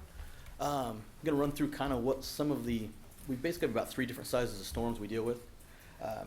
Less than an inch to an inch of accumulation. We'll have 2 drivers on duty, monitoring the radios, keeping with dispatch, and basically just troubleshooting areas. So if police or dispatch have any troubled areas, we can go hit it right away and stay ahead of the storm. After that, usually between 1 inch and 3 inches of snow, we call a full crew out. 8 plows are in the field at any one time with 1 loader operator at the salt bin loading them constantly. They'll run all of the routes and repeat as needed. As they continue to run the routes, they keep watching to see if there's places that are drifting, intersections are piling up. Once we get above that 3-inch mark, we call in additional crews. We still only have the 8 plows running, but we call in 3 additional loaders, 3 backhoes if needed, and 3 graders that can hit all the drifted areas. Out by the mall tends to drift shut, State Fair Road drifts shut, so the bigger equipment's called in to help keep that open. Main Street, as it starts to pile up, we keep the bigger graders pushing that to the center and the loaders keeping the intersections open. We also have a few more dump trucks that will come in and help us haul salt if needed from the salt mine and start hauling the downtown snow off as soon as we get a chance to. We also have a few 1-ton trucks that have smaller plows that can help with the downtown parking, get in closer and get that stuff pulled to the center. That's pretty much what we try to do with those situations. If you guys have any questions, if not. Thank you. All right, just had a few facts that I wanted to share with everyone. The first is the city is plowing what we've calculated to be 330 lane miles out of a total of 680 lane miles in the city of Hutchinson. And so what we're plowing are primarily our arterial and our collector streets, those streets where we have the most traffic.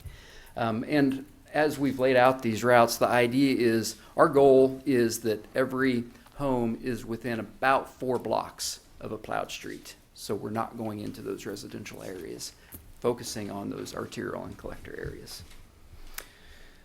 We have 8 primary snow routes, and when we've got 8 plows running those 8 routes, it's going to take us about 3 hours to complete those 330 lane miles that make up those primary snow routes.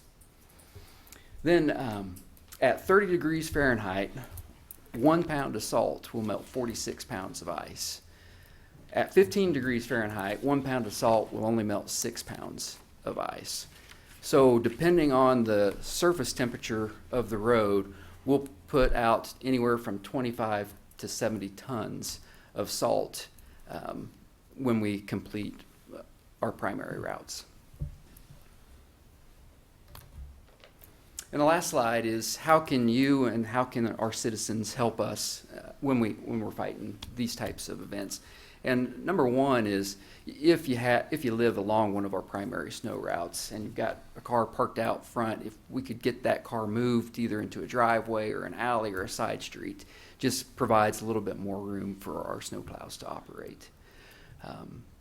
Also, if you know a winter storm is predicted and coming, we'd recommend stocking up on some supplies just to limit the number of trips that you're having to make during the storm event itself. Also, if you're shoveling your driveway or if you've hired a contractor to clear a parking lot, if you could ask them not to put that snow in the street, keep it on the private property, it'd be very helpful for us as well. And then the last thing, please give our snowplow operators plenty of room when they're out there. Again, these are large pieces of equipment, so the more room you give them, the safer and more efficiently that they can operate. So with that, happy to answer any questions you might have. Are residential school areas an exception, or are they considered arterial? No, they're not an arterial, but we do have a route identified for all of our schools. So they're one of our 8 primary routes. So there are some residential streets that we do around those school areas. Thank you. Appreciate you going over this. We get a lot of calls on years where there's snow. This would be a good PowerPoint to have by your phone. too. Yeah. Can I get a copy of this? So I can send it to everybody. How about a phone number? Yeah. Yours, John? Oh, yeah. I get a lot of Brian's. those. Brian? Oh, There was my a popular misconception that I ran into a couple people that we didn't use any salt, being the salt city, and I was told, well, we ship it all out, and I said, I don't know that to be true. Yeah. And so this was, I can alleviate some of those There you go. Rumors. rumors. We and appreciate the things job like that you two gentlemen do, and thank you for waiting so Yeah. patiently through this Oh, entire that's meeting the to whole share meeting. that with us. Apologies. All right. Well, thank you very much. Very good, Brian. Next item, please. Item 9, report of city officials. John, you're up. Nothing, Mayor. You, David? I'll be brief. I had a couple people approach me inquiring what was going on with Ashmead Park. I believe that's the one that we acquired some land from the land bank and things like that. And they proffered some suggestions, maybe a soccer field, and maybe this should be addressed for Justin or whatever, but and then also maybe a different type of market, maybe with a Latin flair. I think the wording they used was mercado. But anyways, something along that lines might be considered. I told them I would bring it up in conversation and then maybe carry it on later with somebody else. And lastly, or secondly rather, and lastly, Jackson and Sherman intersection, there was some concerns from some citizens about kids that are traveling either to Avenue A school or maybe coming home from the Boys and Girls Club, and the speed of the traffic on that thoroughfare there. Coon lets out, and some of the folks will take that as an alternate route to get off of Monroe if it's backed all the way up. Maybe they're also competing with the PRA group and some other people for. So I don't know who I would speak to about that, about seeing I've if. had that call too. Have you? Okay, Yeah. Even children at play or if a stop sign's warranted, and maybe this is my gentleman back here, Michael. If we could have a conversation about that as well. We do that. That's all I had. Thank you. Okay. What about you, Steve? Quickly, the IPMC training that Jana and Trent's staff put on was good. I attended that. That was about 10 days ago, I think. I will never think of spam the same, Mr. Manager. Very good. Always. Yeah. And you cut quite the rug, Madam Mayor. Jade Thank was a you. star. Thank you very That much. was the references to the Follies. That Yeah. You guys did a good job, and certainly dozens and hundreds of other people did as Thank well. But you. it was a good Right. thing for our community, and that's it. Well, great. Thank you. Nancy? Nothing. The only thing I wanted to say was happy Thanksgiving. We won't be meeting again before Thanksgiving. And I do believe that we have our community parade is at this Saturday in downtown Hutchinson at 10 a.m. And there will be a lot of things going on in downtown Hutchinson. So I encourage people to get out and support that. Bring your families. I think the weather's going to be very nice. So. We can ask Brian to tell us what the weather's going to do. That's right. I should have asked for the prediction from Merrill over there. All right, John, what do you have? I really have nothing other than just to remind council about our council retreat we've got. And I'm sitting here looking at the calendar, and Some of you The got 17th, I think, isn't seventeenth. it? That's right. 17th. Yeah, I was thinking Mhm. 10th or 17th. But So 17th. it'll be the 17th. We'll be here. I'll send out. We'll be doing Yeah. it at the on the seventh floor. It's 7th floor of the First National Bank. Okay. It's in a insurance company's Oh. Conference room. Yeah. Okay. And With a did you nice view. say Reg's retirement party is here or at It'll Public be down Works? at Public Public Works. Works. Yeah. On the 19th. Yeah. Right, On yeah, the Thursday. Thursday, right? Yeah. So that's all I have. All right, if you Mayor. have nothing else, can I get a motion to adjourn? So moved. Second. Please call the roll. Deckent, No. Yes. Inskeep, Yes. Dave Line, Yes. Soldner, Yes. Myros de Carvalho. Yes. Oh, you made it, Beardoff. I did it. You just made it. You called